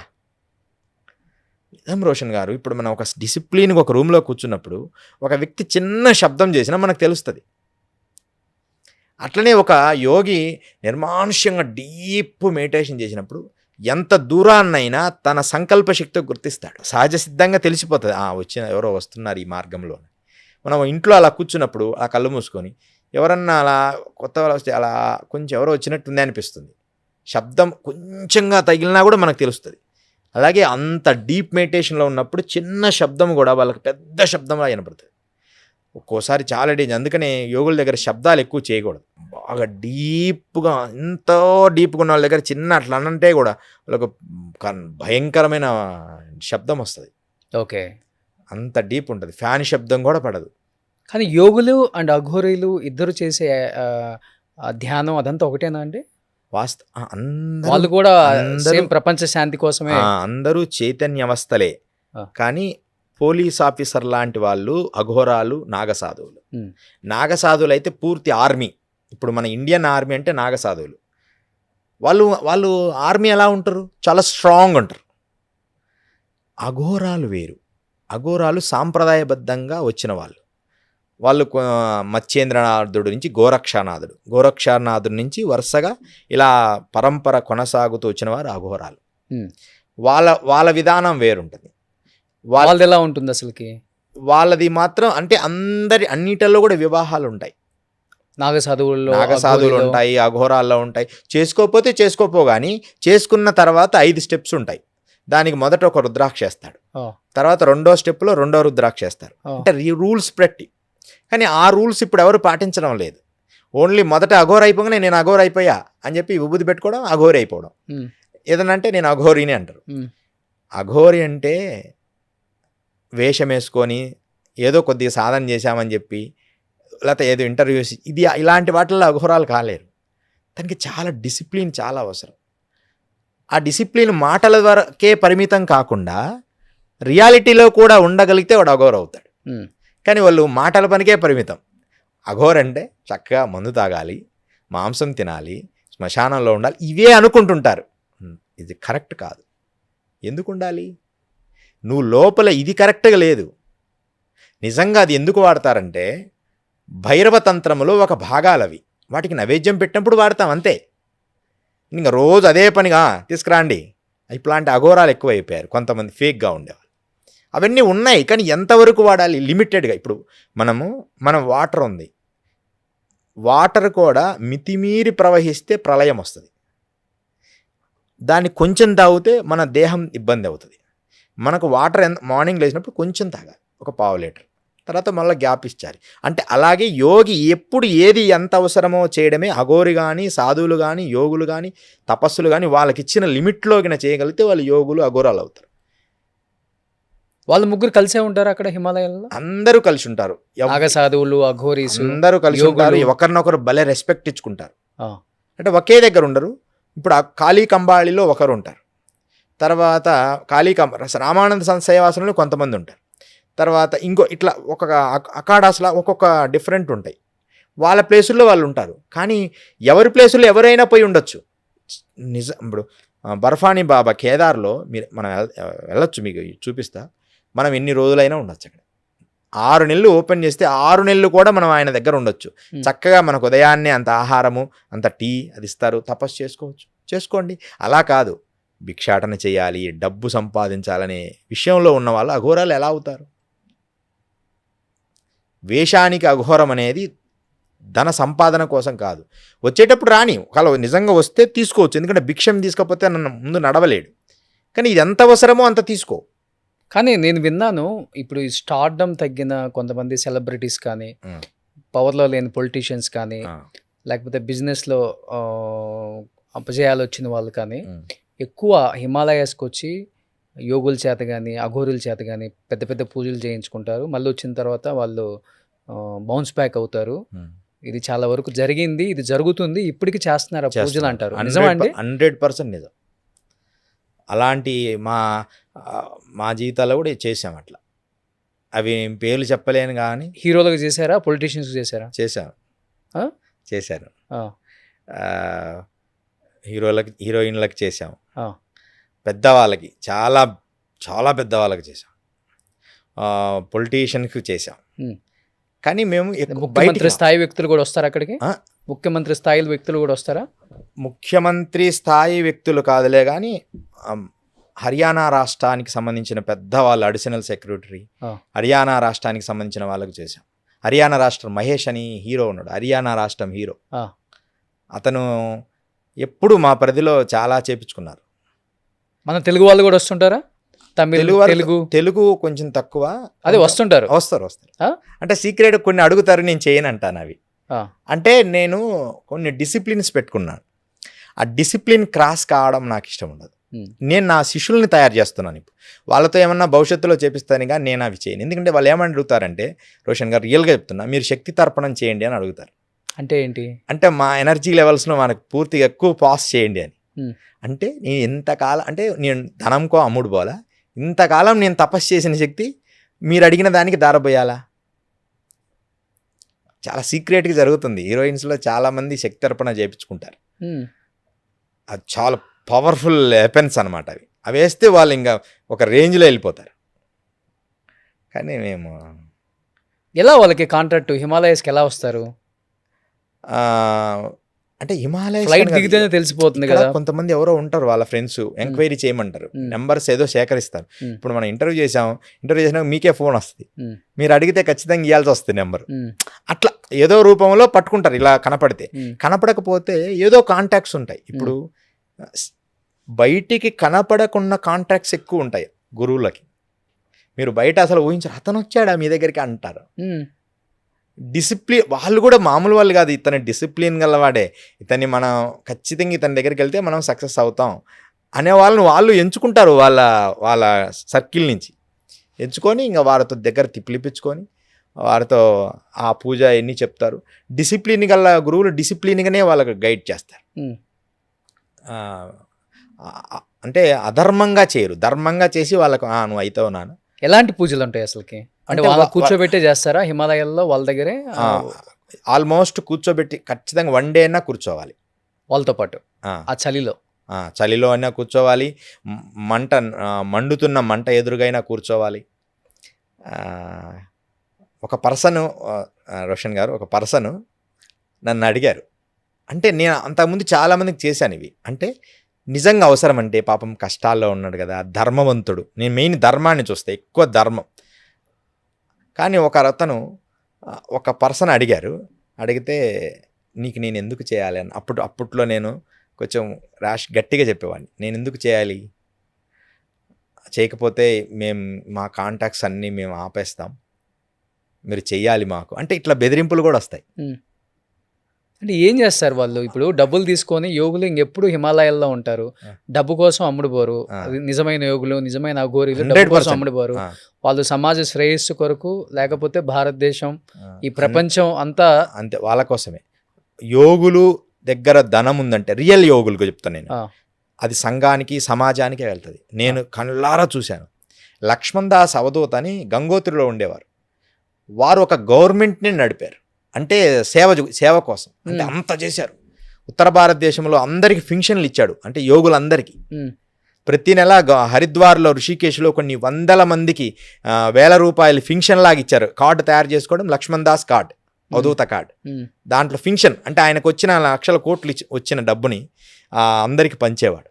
అంటే ఆయన పూజలు చేయించుకున్నారు, ఫలించిన తర్వాత ఆ డబ్బు ఆయనకు పంపిస్తారు. అది ఆయన ట్రస్ట్ ద్వారా అందరికి పంచేవారు. ఆయన అసలు ఆయనకు ట్రస్ట్ అంటే కూడా తెలియదు. గంగోత్రిలో ఒక గుహలో ఎప్పుడు అమ్మవారి సాధన చేసుకుంటుంటారు. ఇప్పుడు ఈ మధ్య లేరులేండి, ఒక 5 years అయింది. కానీ అలాంటి యోగులు ఉన్నారు. ఇప్పుడు ఉన్నారు. సియారాం బాబా మొన్న కుంభమేళా తర్వాత ఆయన కాలం సిద్ధైక్యమంది. వారితో నేను ఎన్నో రోజులు జీవించాను. వారితో కూడా 10 రూపాయలు తీసుకుంటారు రోషన్ గారు. వచ్చిన భక్తుడి దగ్గర 10 రూపాయలు. ఒక గవర్నమెంట్ చేయలేని సేవలు చేశారు. ఓన్లీ 10 రూపీస్ తీసుకొని అందరికీ ఇల్లులు, బాత్రూమ్లు అన్నీ కట్టించారు. ఆ మధ్యప్రదేశ్ ఓంకారేశ్వర్ దగ్గర సియారాం బాబా 110-120 సంవత్సరాల యోగి ఆయన దీపం ఇలా వెలిగించి చాలా ఫేమస్ అయ్యారు. ఇట్లా వంగిపోయి ఉంటారన్నమాట, హనుమంతుల్లాగా. ఎంత వీళ్ళు ఇప్పుడు పెద్ద వాళ్ళు పూజలు చేయించుకుంటే ఒక 100 కోట్లని ఇస్తారా ఒక పూజకి? ఇంత పెద్ద ఎత్తున చేయాలంటే వాళ్ళు ఎన్ని 100 కోట్లు ఇస్తే అంత అవసరం ఉండదు. కానీ అంటే కరెక్ట్గా వారి శక్తి ఎంతైనా వాళ్ళు ఇవ్వచ్చు. కానీ ఒక పూజ పర్ఫెక్ట్గా చేయాలనుకుంటే పెద్ద పూజలు కూడా ఉన్నాయి. మినిమంలో ఈ కలియుగానికి తగినట్టు ఒక 5 lakhs నుంచి ఒక 50 lakhs వరకు ఇవ్వచ్చు. ఎంత ఇస్తే అంత పరిణామంలోనే ఆ పూజ జరుగుతుంది. ఏదో ఉంటే 5-6-10 లక్షలు తీసుకుంటారేమో గురువులు, అంతే. ఎందుకంటే ఆ సిస్టమ్ కోసం కష్టపడతారు కాబట్టి. కానీ కృష్ణ గారు ఈ సభాముఖంగా ఒకటి చెప్పాలనుకున్నాను, అందరికీ తెలియాలి. ఒక్క విషయంలో మాత్రం ఇప్పుడు భారతదేశం గొప్ప స్థితిలో ఉంది. గతంలో యజ్ఞయాగాదులు చేయాలంటే వృత్తికులు అంటే మంచి వేదము తెలిసిన వాళ్ళు దొరికేవాళ్ళు కాదు. దొరికేవారు 1, 2, 5 మంది 10 మంది. ఈరోజు 100 మంది అయిన పౌండరీకమని పెద్ద పెద్ద యజ్ఞయాగాదులు అంటే 50 కోట్లు పెట్టి చేసే యాగాలు కూడా ఉన్నాయి ఇప్పుడు. అలాంటి యాగాలు కూడా చేసే వృత్తికులు ఇప్పుడు ఉన్నారు. మరి ఇదొక్క విషయంలో గోల్డెన్ టైమే. ఓకే, ఇదొక్క విషయంలోనే. ఎందుకంటే వృత్తికులు అలాంటి వాళ్ళు గతంలో మాకు అప్పుడు ఉండేవారు కాదు. 2000 ముందు ఒక 20 మంది 10 మంది అంతే. ఇప్పుడు 100 మంది అయినా సరే పర్ఫెక్ట్గా వేదాధ్యయనము చేసి మనస్ఫూర్తిగా యజ్ఞం చేసి వ్యామోహం లేకుండా చేసే పూజారులు ఇప్పుడు ఉన్నారు. ఏది ఈ వేదం నేర్చుకున్న వాళ్ళు. పురోహితులు కాదు, వారు వేరే, వాళ్ళు మామూలుగా పెళ్ళిళ్ళు అవి చేస్తుంటారు. వీళ్ళు ఇది కూడా చేస్తారు. కానీ వేదం అంత గొప్పగా నేర్చుకున్న వాళ్ళు ఇప్పుడు ఉన్నారు. ఎంత గొప్ప విషయం. మనం పౌండరీకం చేయాలంటే మనకు గతంలో ఎంతో కష్టం. ఇప్పుడు అలా కాదు, కరెక్ట్గా దొరుకుతారు. మనం అమౌంట్ మనం కొంచెం ఇంకోటి మనం ధనం సమకూర్చినా వాళ్ళు చేయమనగానే చేయరు. నిజంగా అవసరమా, ఇది చేద్దామా ఈ యజ్ఞము, అలాంటి గొప్ప విషయంలో ఇప్పుడు గొప్ప వాళ్ళు ఉన్నారు. ఇంకొకటి సిద్ధియోగ్ గారు, ఇప్పుడు అంత చలిలో మైనస్లో ఉంటారు కదా హిమాలయస్లో. మామూలుగా నేను చూసిన అఘోరీస్ కానీ యోగులు కానీ ఒంటి మీద బట్టలు ఉండవు. అవును, ఒంటి నిండా విభూతి పూసుకుంటారు. ఏదన్నా రీజన్ ఉందా అలా విభూతి పూసుకోవడానికి? అలా బట్టలు లేకుండా ఉంటారా అందరు అక్కడ? 100%. ఇప్పుడు మేము కూడా కౌపీనముతోనే ఒక 6 సంవత్సరాలు తిరిగాను. కౌపీనమే మంచుకొండల్లో గ్లేషియర్స్లో నడిచేవాడిని. అసలు ఏమీ లేకుండా, చెప్పులు లేకుండా. అందరూ మీరు గడ్డ కడితే కాళ్ళు తీసేస్తారు, గడ్డ కడతాయి, మీరు ఇబ్బంది పడతారని నన్ను ఎప్పుడు అంటుంటారు. ఒకసారి నడుస్తున్నప్పుడు అనుకోకుండా ఒక 2 షూలు కనిపించాయి. ఆర్మీ వాళ్ళు తెగిపోతే వదిలేశారు అవి. దానికి పురుకోసలు చుట్టుకొని దారం చుట్టుకొని గ్లేషియర్స్లో నడవడం జరిగింది. ఖచ్చితంగా నీ అంటే పరిపూర్ణమైన ఆర్తి, దానితో పాటు ప్రాణాయామము, యోగా పరిపూర్ణంగా దేహంలో ఉంటే నీకు ఎలాంటి మంచు ఏమి చేయలేదు. నార్మల్గా మనం ఉండే క్లైమేట్లో ఉన్న ఫీలింగే ఉంటుంది, బాడీకి హాయిగా ఉంటుంది. మొదట కొద్ది రోజులు మాత్రమే నిన్ను డిస్టర్బ్ చేస్తుంది, ఒక 3 నెలలు. అందుకనే మేము ఏం చేస్తామంటే హిమాలయాలో డైరెక్ట్గా మంచుకొండల్లోకి వెళ్ళాం. ఉత్తరకాశీలో 1 నెల ఉంటాం, గంగోత్రి పోయిన తర్వాత 1 నెల ఉంటాం. అక్కడి నుంచి 15 రోజులు ఉత్తర తపోవన గోముఖ్ వెళ్ళి అక్కడి నుంచి ఇక 10 రోజుల తర్వాత ఇక మంచుకొండల కంప్లీట్ మంచుకొండలో నడుస్తాం. అంటే బాడీని స్టేజీల వారీగా డెవలప్ చేస్తాం. కొంతమంది యోగులు చెప్తుంటారు మగవాళ్ళు ఒంటి మీద అసలు బట్టలు లేకుండా, నూలు పోగు లేకుండా స్నానం చేయకూడదు, స్నానం చేస్తే వచ్చే నష్టాలు కూడా చెప్పారు. అవును, ఏంటి అసలు దానికి ఏదన్నా ఉందా, హిస్టరీ ఏమైనా ఉందా? అది ధర్మము చాలా గొప్పది రోషన్ గారు. మన ధర్మము చాలా అంటే అది చాలా పెద్దది, చాలా గొప్పది. అందుకని ఇప్పుడు నేను అవధూత స్థితిలో ఉన్నా అనుకో, నాకు ఏ కౌపీనం కూడా అవసరం లేదు. నేను నదిలో డైరెక్ట్గా స్నానం చేయొచ్చు. ఒక గృహస్థుడు అలా చేయకూడదు. ఓకే, యోగులు ఏమీ లేకుండా కూడా స్నానం చేయొచ్చు. అఘోరాలు యోగులు, ఇప్పుడు మన అఘోరాలు యోగులు మన కుంభలో మేము అన్నీ ఏం లేకుండే కదా స్నానం చేసేది, అంటే మామూలుగా వెళ్ళినప్పుడు సాధువులు. కానీ గృహస్థులు అలా చేయకూడదు. అంటే ఒక కుటుంబపరమైన ఆలోచన విధిలో ఉన్నోళ్ళు చేయకూడదు. గురువు ఆదేశిస్తే కౌపీనం ఒకటి ధరిస్తారు వివాహమైన గురువుల్లో. కొంతమంది ఇప్పుడు అఘోరాల్లో చాలామందికి వివాహాలైనవి. 100% అఘోరాకి వివాహం చేసుకుంటారు, ఒక స్త్రీ ఉంటుంది. ఎందుకంటే ఆ పూజకి క్రతువు సిద్ధించాలి. అందరు చెప్తున్నది అవాస్తవాలు కూడా ఉన్నాయి. కానీ తనంత దాన్ని సింగిల్గా ఉంటానంటే ఏమనేది ఏం లేదు. కానీ దానికి ధర్మం కోసమైతే, శాస్త్రం కోసమైతే వాళ్ళు ఆచరిస్తారు. ఒకరు అలా ఆచరించి ఉండాలి. అప్పుడే ఆ క్రతువు సిద్ధిస్తుంది. మనం చేసే యజ్ఞము మన శిష్యులకు వస్తుంది. కానీ ఇప్పుడు టెక్నాలజీ ఎలా మారిపోతుందో మనుషులు కూడా అలానే మారిపోతున్నారు. మీరు అన్నట్లుగా అసలు ఇప్పుడు ఒంటి మీద లేకుండా స్నానం చేసే వాళ్ళ పర్సంటేజ్ ఎక్కువ కదా. అవును, 99% వాళ్ళే ఉంటారు. అవును, అలా చెయ్యకూడదు అన్న ధర్మం చేయకూడదు అని చెప్తూనే ఉంది, అంటే మీలాంటి వాళ్ళు చెప్తూనే ఉన్నారు. కానీ అదే జరుగుతూనే ఉంది. అలా చేస్తే వచ్చే నష్టం ఏంటి అనేది కూడా చాలా ఇంపార్టెంట్ వాళ్ళు తెలుసుకోవటం. 100% నదిలో, జీవనదిలో కౌపీనము కానీ ఏదైనా అంగవస్త్రము కట్టుకొని స్నానం ఆచరించాలి. లేకపోతే ఖచ్చితంగా వాళ్ళకి కొన్ని కర్మలు అంటి తీరతాయి. వాళ్ళకి మొదట చర్మరోగం అంటే కర్మలు వస్తాయి, వాళ్ళకి చర్మరోగాలు, వ్యాధులు, డైరెక్ట్గా కొన్ని ఏదన్నా బ్యాక్టీరియాస్ డిస్టర్బెన్స్ అలా జరుగుతాయి. అందుకని ఖచ్చితంగా వాళ్ళు అంటే మనం నమ్మితే నరకలోకాలకు కూడా పోతారు. ఎందుకంటే ఒక నదిని జీవనది, మంచినీళ్ళు జీవనదిని నువ్వు ఎలాగంటే అలా స్నానం చేయకూడదు కదా. నాట్ ఓన్లీ నదులు, ఇంట్లో ఇళ్లలో బాత్రూంలోనైనా అంగవస్త్రం ఖచ్చితంగా ఉండాలి. అది కట్టుకోకుండా చేస్తే వ్యాధులు వచ్చే ప్రమాదం ఉంది. రెండోది ఏంటంటే కొన్ని కర్మలు వస్తాయి వారికి. అంటే ఎలాంటి కర్మలు చెప్పొచ్చు? అంటే సభాముఖంగా అది చెప్పకూడదు అని, అంటే వాళ్ళకి ఇంకా జీవితంలో కొన్ని నష్టాలు, ధనం పోగొట్టుకుంటారు, ధనము నష్టపోతారు. ఖచ్చితంగా అంగవస్త్రం లేకుండా స్నానం చేస్తే ధనాన్ని కోల్పోతారు. ఫస్ట్ ధనముతో పాటు మానసిక సంతోషాన్ని కూడా కోల్పోతారు. ఒక బాడీ మీద ఈ భాగం చాలా నీట్గా నీట్గా ఉండాలి. దానికి ఒక అంగవస్త్రం ఉండాలి. మిగతా భాగం వేరు, ఆ భాగం వేరు, చాలా సెన్సిటివ్గా ఉంటుంది. దాన్ని మనం ఇష్టానుసారంగా అలా చేయకూడదు. కానీ శాస్త్రాల్లో రకరకాలుగా చెప్తూ వచ్చారు. అంటే పాపాలు వస్తాయి, నరకలో పోతారు, ఎన్నో జన్మలు ఇలా పుట్టాలి, అదంతా మనకు ఈ పురాణంలో వస్తుంది, గరుడ పురాణంలో. అవన్నిటికంటే ఇప్పుడు మనం ఏం చేయాలంటే అలా చేయకూడదు, అంతే. అంటే గట్టిగా చెప్పాలి, అది చేయకూడదు. దానికి ఇలాంటివని మనం భయపెట్టకూడదు ప్రజల్ని. ఇప్పుడు మీరు అన్నారు అఘోరీలు అందరూ కూడా పెళ్లి చేసుకోవాల్సిందే, పెళ్లి చేసుకుంటేనే ఆ ఆచారంలో మంచిది అన్నారు. యోగులు కూడా అందరు పెళ్లి చేసుకుంటారా? వాళ్ళకి కుటుంబం, పిల్లలు అందరూ అందరికీ వివాహాలు ఉన్నాయి. ఏ ఋషులకి వివాహం కాలేదు చెప్పండి? సనక సనందాదులు తప్ప. వాళ్ళు బ్రహ్మమానస పుత్రులు, నారదుడు బ్రహ్మమానస పుత్రుల వరకు తప్ప మిగతా వాళ్ళందరికీ, వశిష్ఠులకు అయిందా, దుర్వాసులకు అయిందా, విశ్వామిత్రుడికి అయిందా, అందరికి అంతే. ఆ కాలం అగస్త్యుల వారికి అయిందా? ఋషుల సాంప్రదాయాలు అందరికీ అయినాయి. కానీ కలియుగం వచ్చిన తర్వాత ఆయుష్ పరిణామం తగ్గింది. అప్పుడేంటంటే 3 యుగాలు బతికారు ఈ ఋషులందరూ. 3 యుగాలు ఉన్నారు. 3 యుగాలు ఉన్నప్పుడు వారికి ఇది ఏమో 60 సంవత్సరాలేగా. ఇప్పుడు ఈ జీవితం ఎంత ఉంటుందో ఒక 60 సంవత్సరాలు ఉంటారు. కానీ ఈ కాలంలో ఉండేదే 60 సంవత్సరాలు అన్నప్పుడు వారు ఎన్ని చేసుకొని మరలా సంసారం, పిల్లలు, బాధ్యతలు అయితే సాధన చేయలేమేమో అని ఒక ఆలోచన. కుటుంబాలు వదిలిపెట్టి వెళ్ళిపోతారు చాలామంది పెళ్ళైన తర్వాత కూడా కదా. అవును, అంటే పర్మిషన్తో వెళ్ళాలి. చాలామంది అలా వదిలిపెట్టి, మీకు ఒక సభాముఖంగా కూడా చెప్తా, పేరు చెప్పదలుచుకోలేదు. ఒక పెద్ద సన్యాసి, అతని పేరు కూడా సన్యాసనామం ఇచ్చాం. ఒక పెద్ద పీఠాధిపతి అయ్యారు ఆయన హిమాలయస్లో. నేను కమండలం పట్టుకొని, అంటే నేను చాలా అంటే మంచి సాధన చేస్తున్న, పీక్ లెవెల్గా సాధన చూస్తుంటా ప్రతి మనిషిని. అలాంటి రోజులు అవి. డైరెక్ట్గా వెళ్ళి, నానా నీకోసం ఒక అందమైన కన్య ఎదురు చూస్తుందని ఆయన చెవిలో చెప్పా. ఒక పెద్ద పీఠాధిపతికి చెప్పాను నేను. ఎవరైనా ఏమనుకుంటారు? ఆయన ఒక చిరునవ్వు, అలా ఎలా అవుతుంది స్వామీజీ, అలా మాట్లాడతారు మీరు అన్నాడు ఆయన చిన్నగా, ప్రేమగా. అవునా, సరే నాన్న, నేనైతే ధర్మం చెప్పా.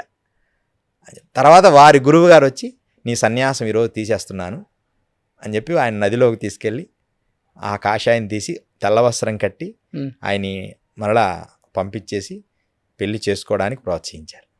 ఆయన పెళ్లి చేసుకొని 2 పిల్లలుగా అన్నాడు. ఇప్పుడు సన్యాసము పెద్ద ఒక 200-300 శిష్యులు, పెద్ద పీఠాదిని అలంకరించిన తర్వాత కూడా నేను క్లియర్గా చెప్పా. నేను వెళ్ళి, అంటే ఎలా తెలుస్తుంది అంటే భవిష్యత్తు మనకు తెలిసిపోతుంది, ఏం జరగబోతుంది. ఆయన తర్వాత ఒకసారి కలిసినప్పుడు ఎంత సంతోషపడినాడో. గురుదేవా, మీరు చెప్పిన తర్వాత చాలా హాయిగా ఉంది, ఇప్పుడు చాలా సంతోషంగా ఉన్నా. అంతకుముందు కొంత లోటు ఉండేది నా మనస్సు, ఇప్పుడు చాలా మంచి పర్సన్ని సెలెక్ట్ చేశాడు గురువుగారు కూడా. తపస్సు చేసుకోవడానికి అనుకూలమైన వ్యక్తిని సెలెక్ట్ చేస్తారు. ఓకే. ఇంతకుముందు జ్యోతిష్యము మన పుట్టిన జన్మ నక్షత్రము లేకపోతే పుట్టిన తేదీ ప్రకారం చెప్పేవాళ్ళు. ఈ మధ్యకాలంలో కొంతమంది కేవలం వాయిస్ విని చెప్తున్నారంట, మనిషిని చూసి చెప్తున్నారంట. నిజమా గురూజీ? నిజమే. అయితే ఏమైందంటే అది అంత యోగకరమైనది కాదు. వాళ్ళు శ్మశానంలో సాధన చేస్తారు 100%. అది కర్ణమాతంగో కర్ణపిచాసో సాధన చేస్తారు. సాధన చేసి దానివల్ల ఉపయోగం ఏంది రోషన్ అంటే వాళ్ళ కష్టం తీర్చరు. నేను ఛాలెంజ్ చేసి చెప్తా, ఎవరైనా అలా చెప్పిన తర్వాత వాళ్ళ కష్టాన్ని మీరు తీర్చారా? కష్టం తీర్చరు. రోషన్కి ఇలా ఉంది, ఒక కారు ఉంది, ఒక ఇల్లు ఉంది, ఒక ఫ్యామిలీ ఉంది, పిల్లలు ఉండరు, ఇంతవరకే చెప్తాడు. నీ కష్టం, ఇప్పుడు నీ కష్టం కూడా తెలుసుకొని దాన్ని తీర్చగలిగితే నువ్వు చెప్పు. అది చేయరు. నేననేది ఏంటంటే అది చేయగలిగినప్పుడు నువ్వు చెప్పు. ఇప్పుడు చెవులో నేను నీ సీక్రెట్స్ చెప్తా. ఇప్పుడు ఒక సిద్ధయోగి గురువుగారు వస్తున్నారు, ఈయన ఇది అని నీకు అన్ని వివరాలు ముందు ఇచ్చాను, నువ్వు అడిగావనుకో, సపోజ్ ఏదన్నా ముందే తెలుసుకున్న ఇన్ఫర్మేషన్ చెప్పడం వల్ల ఏం ఉపయోగం? ఓకే. 100% చెప్తారు. ఒక స్వామి ఉన్నాడు, మంచి వ్యక్తే, వాళ్ళందరూ మంచి వాళ్ళనో చెడ్డ వాళ్ళనో ఇంత మనీ కూడా ఇంతనే ఉంటుంది. ఒక 50,000 ఇవ్వాలి ఇలాంటివి కూడా ఉంటాయి దాంట్లో, ధనముతో కూడి. సరే అవన్నీ మంచిదే, లోక కళ్యాణం చేయొచ్చు. దానివల్ల ఉపయోగం ఏమిటి? నువ్వు చెప్తావు, చెప్పే శక్తి వస్తుంది. కర్ణమాతంగి కానీ కర్ణ పిచాచి చేస్తే చెవులో వచ్చి గొనుగుతుంటుంది. అది వచ్చి గొనిగంగానే ఎదుటివాడు రాగానే అన్నీ చెప్తారు. చెప్పడం వల్ల ఉపయోగం ఉంది, దాని కర్మ నివారణ చెయ్యాలి అతను. అది ఒక్క ఆధ్యాత్మిక గురువుకు మాత్రమే సాధ్యమవుద్ది. ఉపాయం చెప్తాడు. మా గురువుగారు నన్ను భారత పర్యటన చేయన్నారు. నా దివ్యశక్తి అంతా, నీ దివ్యశక్తి నేను తీసుకుంటున్నానా కొంతకాలం, నువ్వు భారత పర్యటన చేయాలన్నారు.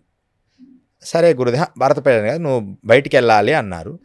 ఒక కష్టం రాబోతుంది, ఆ కష్టం ఎలా తొలగించుకోవాలి అని అన్నారు. అంటే ఏంది గురుదేవ, ఏం చేయమంటావంటే నువ్వు భారత పర్యటన చెయ్యి అన్నారు. సరే చేస్తాను, ఏదైనా మంచి సలహా చెప్పనంటే ఇదే సలహా, 16,000 కిలోమీటర్లు నడువు, అదే నేను ఇచ్చే నీకు సలహా అన్నాడు. ఎవరన్నా అది సలహా అనుకుంటారా? ఏమైంది? నేను కష్టాలు అనుభవిస్తూ భారత పర్యటన చేస్తున్నప్పుడు పుణ్యక్షేత్రాల చుట్టూ తిరగడం వల్ల ఈ కష్టాలు పోతున్నాయి, ఒక పక్క పుణ్యం యాడ్ అవుతుంది, అంటే స్పిరిచువల్ ఎనర్జీ యాడ్ అవుతుంది. ఏకకాలంలో అలా డిజైన్ చేశారు. అదే కష్టం వచ్చినప్పుడు ఒకే దగ్గర కూర్చున్నాడు అనుకో, మనిషి ఎదగలేడు. మనిషి కష్టం వచ్చిందని ఒకే స్థలంలో కూర్చుంటే వాడు ఎదగలేడు. ఆ కష్టాన్ని ఎదిరించి ఇంకొక స్థలంలోకైనా వెళ్ళి ఎదగాలి. మనం వెళ్తుండాలి, అక్కడ ఫ్లో అయిపోవాలి. నువ్వు ఒక దగ్గరే ఉండి కష్టం వచ్చిందని అక్కడే కష్టం ఉంటే ఆ కష్టాన్ని నుంచి ముందుకు వెళ్ళలేవు. ఇప్పుడు మిమ్మల్ని యోగి అనొచ్చా, లేకపోతే ఖచ్చితంగా గోరి అనొచ్చా? ఖచ్చితంగా యోగి అని అనాలి. యోగి అనాలి. స్వామి సిద్ధయోగి అని గురువుగారు స్వయంగా మాకు నామకరణం చేశారు. అంటే మీకు కూడా పేర్లు మారుస్తూ ఉంటారు ఎప్పుడు? ఇది లాస్ట్. ఇది అంటే దీని తర్వాత ఇంకొక పేరు ఉంది నాది. ఎన్నిసార్లు మారుస్తారు? మొత్తం 4 సార్లు మారుస్తారు. ఎప్పుడెప్పుడు? బాల్యంలో ముందు బ్రహ్మచారిగా ఒకటి, ఆ బ్రహ్మచారి కొంచెం యోగ శక్తిని తోడైతే యోగిగా మారుతుంది. దాని తర్వాత అది యోగి అయిపోయిన తర్వాత వాడి ఫుల్ఫిల్గా అన్ని శ్రీ విద్యకు ముందు ఒక యోగి ఒక నామం వస్తుంది. దాని తర్వాత గృహస్థ సన్యాసం అని ఒకటి ఇస్తారు. అంటే శ్రీ విద్యోపాసనలో ఇంకొక మెట్టు ఉంటుంది. శ్రీ విద్య ఇదందరికీ కొంచెం తెలివిగా ఈ శాస్త్రం తెలిసిన వాళ్ళకి క్లియర్గా తెలుస్తుంది నేను చెప్పినవి. తర్వాత శ్రీ విద్యోపాసనలో ఒక పేరు వస్తుంది. మా గురువుగారి పేరు ఇప్పుడు శ్రీ విద్యలో ఒక పేరు సపరేట్గా ఒక నామకరణం వస్తుందన్నమాట. శ్రీ విద్యానందనాథ అని మా గురువుగారి పేరుంది. నాకు శ్రీ విద్యోపాసన నేర్పించిన గురువు. అయితే ఈ పేరునే అందరికీ ఈ శ్రీ విద్యానందనాథ, శ్రీయానందనాథ ఇలా రకరకాల పేర్లు, అంతర్ముఖానందనాథ అని శ్రీ విద్యలో చివరి పేరిస్తారు. ఆ తర్వాత వాడి పరిపూర్ణ పక్వమైన గురువు అయినట్టు అనమాట ఆ పేరిస్తే. ఓకే. లాస్ట్ 4వ సారి, ఇంకా 4వ సారి పెట్టిన తర్వాత 3 సార్లే. ఒక్కోసారి మధ్యలో ఇంకొక పేరు కూడా యాడ్ అవుతుంది కొన్ని సందర్భాల్లో, వాళ్ళు ఆచరించిన విధానాన్ని బట్టి 3 సార్లు పేరు మారుతుంది. 1, 2 బ్రహ్మచారి, దాని తర్వాత బ్రహ్మచారి నామం తర్వాత యోగం తర్వాత సన్యాసం. ఓకే. సో బట్ మీకు పెళ్ళైపోయిందా గురూజీ? అంటే ఈ వివాహ మార్గంలోనే ఉంటాం ఖచ్చితంగా. గురువుగారు సన్యాసం 3వ తీసుకుంటే మరి కుటుంబ వ్యవస్థ అప్పుడు కష్టం అవుతుంది కదా మరి? ఖచ్చితంగా గురువుగారు ఆదేశానుసారమే జరుగుతాయి అవన్నీ. అంటే మీరు ముందు బ్రహ్మచార్యంగా ఉన్నప్పుడే పెళ్లి చేసుకున్నారా, లేకపోతే అట్లేం లేదు? గురువుగారు ఆదేశానుసారమే జరుగుతుంది. ఆయనే చూపిస్తారా ఎవరిని చేసుకోవాలి? అన్ని డిక్లరేషన్ అయిపోయి ఉంటాయి రోషన్ గారు. ఈ ముందే వారు గురువుగారు అన్ని వివరాలు చెప్తారు. అది అన్ని కూడా కాలాంతరాల్లో మీకు తెలియజేస్తాం. అది అంత పెద్ద విషయం కాదు అది. అంటే పెళ్ళై పిల్లలు కూడా ఉన్నారు మీకు? పిల్లలు అవన్నీ అని కాదు. అసలు భార్య పిల్లలు వీటి విషయం కంటే గురువుగారు నిర్ణయం చేసినప్పుడు అది మనం రిలీజ్ చేసుకోవాలి. Okay okay. వారు ఇంకా పర్మిషనింగ్ లేదు. అది కూడా వాళ్ళు చెప్పినప్పుడే చెప్పాలి. పర్మిషన్ అంతా గురువు పర్మిషనే. అలా ఉంటేనే వాడు గురువు శిష్యుడు అవుతాడు, వాడు గురువు అవుతాడు. నాకు జ్ఞానం ఉంది నేను అంటే అలా మాట్లాడకూడదు. ఇప్పుడు ఇందాక కూడా కొన్ని విషయాల్లో ఆ పేరు చెప్పడానికి కూడా మీరు గమనించాలి లేదు, అంటే అది ఎంతవరకు చెప్పాలో అంతవరకే మేము చెప్పవలసింది ఉంటుంది. ఇప్పుడు యోగులు ఇన్ని సంవత్సరాల నుంచి మీరు అంటే చేస్తున్నారు కాబట్టి ఇంత ధ్యానం, అంటే దేవుడు ఉన్నాడు అని బలంగా నమ్మని వాళ్ళకి ఏం చెప్తారు? అసలు మీకు ఉన్నారని మీకు ఎప్పుడు అనిపించింది వెళ్ళిన తర్వాత? అసలుకి ప్రశ్న గొప్పదే. దేవుడు ఉన్నాడని మేము విశ్వసిస్తాం, కానీ వాడు విశ్వసించాడు.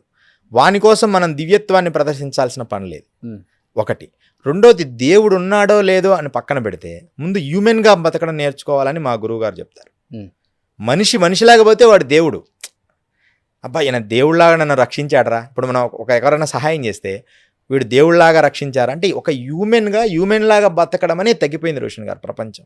అది ఒక్కటి మనం సాధించగలిగితే, మంచి గురుకులాలు పాతకాలంలో ఎలా ఉన్నారు, పద్ధతులు ఎలా ఉన్నాయి, ఎలాంటి వాళ్ళని గౌరవించాలి, మనం ఎలా ఉండాలి, వినయంగా ఉండాలి, పొల్యూషన్ చేయకూడదు, నేచరు నాశనం చేయకూడదు, ఇలాంటివన్నీ చేయగలిగితే ఖచ్చితంగా మరలా మంచి యుగాన్ని మనం చూస్తాం. కానీ ఆ స్థితిలో కనిపించడం లేదు. అసలు గుడ్డలు చింపుకొని తిరుగుతున్నారు ప్రపంచం అంతా. అంటే చాలా, అంటే అది అవసరమో లేదో తెలియని కొండ విధ్వంస స్థాయికి వెళ్తాం. వాళ్ళకు కూడా తెలియదు అది ఎందుకు అలా చేస్తున్నారు. ఏమన్నా అవగాహన అంటే మీకు వచ్చిందా గురూజీ? అంటే మీరు తక్కువ వస్తూ ఉంటారు కాబట్టి బయటికి, ఇప్పుడు ఇల్లీగల్ అఫైర్స్ ఎక్కువైపోయాయి. భర్త భార్యని చంపటం అవును ఒకప్పుడు అవును ట్రెండ్. ఇప్పుడు కొత్త ట్రెండ్ ఏంటంటే భార్య భర్తను చంపడం కొత్త ట్రెండ్. అవును. అంటే లవర్ కోసం పిల్లల్ని చంపడం, రకరకాల. అవును. లేకపోతే లవరు వైఫ్ కలిసి రకరకాల హస్బెండ్ పిల్లల్ని చంపేయటం. పెళ్లి చేసుకుంటున్నాం అంటే వాడు పెళ్లి కాకముందే వాడిని లవర్ని చంపేయటం, అంటే భర్తను చంపటం. రకరకాలుగా కుక్కర్లలో పెడుతున్నారు, డ్రమ్ములలో పెడుతున్నారు, ఇంట్లోనే పాతి పెడుతున్నారు. ఇంత దారుణాలు మన 2 తెలుగు రాష్ట్రాలలో మనం చూడాల్సిన పరిస్థితికి వచ్చేసింది. అంటే చెప్తాం కదా, వావి వరుసలు లేవు. అవును. పిన్నులతో అత్తలతో అఫైర్స్. అంటే మా ఛానల్లో ఎన్నో చూస్తున్నాను నేను కూడా. ఎందుకు ఇంత దారుణమైన పరిస్థితులు? స్టార్టింగే చెప్పేశాను, చాలా దారుణాలు మనం చూడబోతున్నాం. మనిషిలాగా ఉండడం లేదని. 100% వీళ్ళందరికీ ఎలా జాగ్రత్త పడాలి ఇంకా అసలు? వీళ్ళ 100% మీరు పెళ్ళిళ్ళు చేసుకోవాల్సిన పని లేదు. నిజంగా ఆలోచన చేసుకుంటేనే చేసుకోండి, అన్నీ అవగాహన చేసుకొని. 30 ఏళ్ల తర్వాత వాడు పెళ్లి చేసుకుంటే ఈ 30 సంవత్సరాల్లో వాళ్ళ మానసిక పరిపక్వత ఎలా ఉండేది? అంతకుముందు 23 ఏళ్ళకి చేసుకునేవాళ్ళు. ఇప్పుడు జాబు అన్నీ సెటిల్ అయ్యడానికి 30 ఏళ్ళు అవుతుంది. 35 ఏళ్ళు అయ్యేటప్పటికి ఈ 35 సంవత్సరాల్లో వాడు గతకాలం నుంచి ఎన్ని సంబంధాలను కొనసాగించాడు. ఆ తర్వాత ఒక వివాహం అనే బంధం వచ్చిన తర్వాత అవన్నిటిని కట్ చేయలేకపోయి మళ్ళీ వీటికి దగ్గర అవుతారు. అప్పుడు వీటికి దగ్గర అయినప్పుడు అవన్నీ కొత్తగా వచ్చింది కాబట్టి దాన్ని దానికి అడ్జస్ట్ కావడానికి టైం పడుతుంది కదా. ఆ టైం వీరు ఇయ్యరు అనమాట. ఒక మ్యారేజ్లో భార్యాభర్తలు ఇద్దరికి టైం ఇయ్యరు. ఇద్దరు చేసుకున్నారు, ఇద్దరి మనస్తత్వాలు కలవడానికి సమ్ టైం కావాలి. మినిమం 5-6 ఇయర్స్ కావాలి. ఈ 6 ఇయర్స్ ఒకరినొకరు అడ్జస్ట్ చేసుకోవడానికి ట్రై చేయడంలోనే టైం సరిపోతుంది. అప్పుడు కానీ వాళ్ళిద్దరి మనసులు ఓహో ఒకటే అని అర్థం కాదు.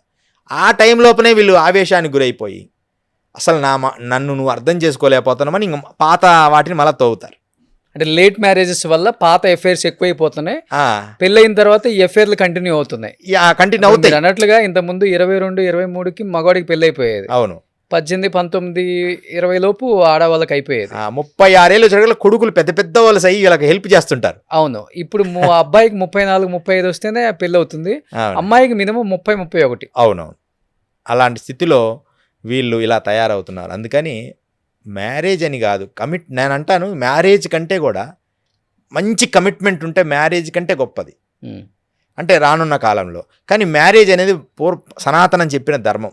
అసలు మనుషులాగా బతికే చాలు. ఈ మ్యారేజ్లు, ఈ పిల్లలు, ఇవన్నిటికంటే మనిషిలాగా బ్రతికే జ్ఞానాన్ని ఒక గురుకులంలాగా పూర్వంలాగా ఇట్లా ఉండాలి, ఇలా మనం సాంప్రదాయాన్ని పంచకోశాలు, మనం మంచి ఆహారం తినాలి, ఏం ఆహారం తీసుకుంటున్నామో అదే భావన కలుగుతుంది. పెళ్లి పిల్లలు లేకపోతే సృష్టి ఆగిపోతుంది కదా అసలు ఇప్పుడున్న టైంలో సృష్టి ఆగాల్సిన స్థితి ఏం లేదు. రాజకీయ నాయకులు కూడా అందరూ ఒకళ్ళొద్దు నలుగురిని వాళ్ళు ముందు అయిన తర్వాత వీళ్ళకి చెప్పానా?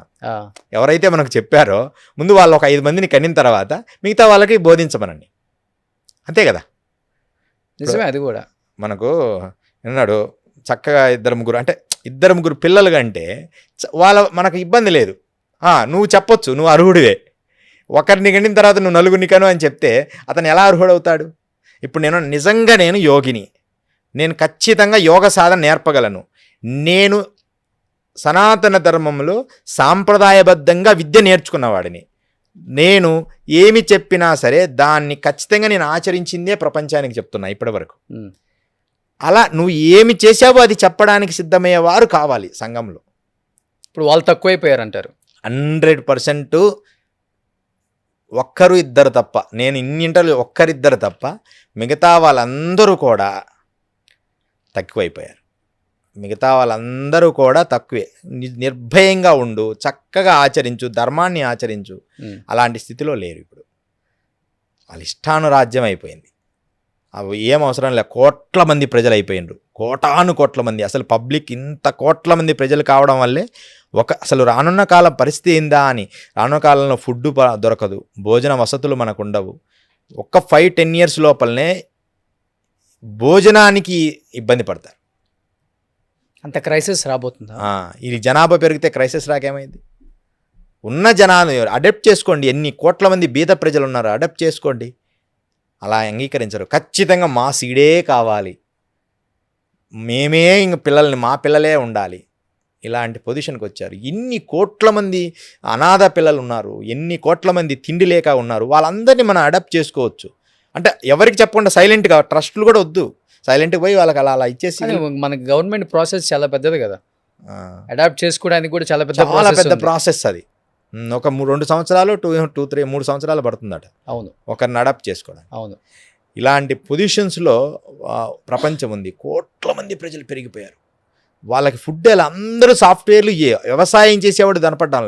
ఆ సోషల్ మీడియాలో మొక్కలు నాటే ప్రోగ్రాం పెట్టడం తప్ప రియాలిటీగా మొక్కలు నాటిచ్చే వ్యవసాయ విద్యనే ఇప్పుడున్న ఈ కోటీశ్వరుల ఈ పిల్లలందరికీ వీళ్ళందరికీ వ్యవసాయ విద్యనే పొలం పెట్టి నేర్పించండి.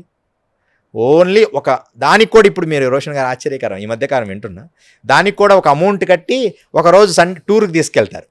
టూర్కి తీసుకెళ్ళి 2 days ఆ వరి నాటియడం అది చేపిస్తారు. డబ్బు కట్టి తీసుకొని అయిపోయినాక మళ్ళీ రిటర్న్ వస్తారు. అంటే 2 daysలోనే వానికి వ్యవసాయం వచ్చేస్తుందా?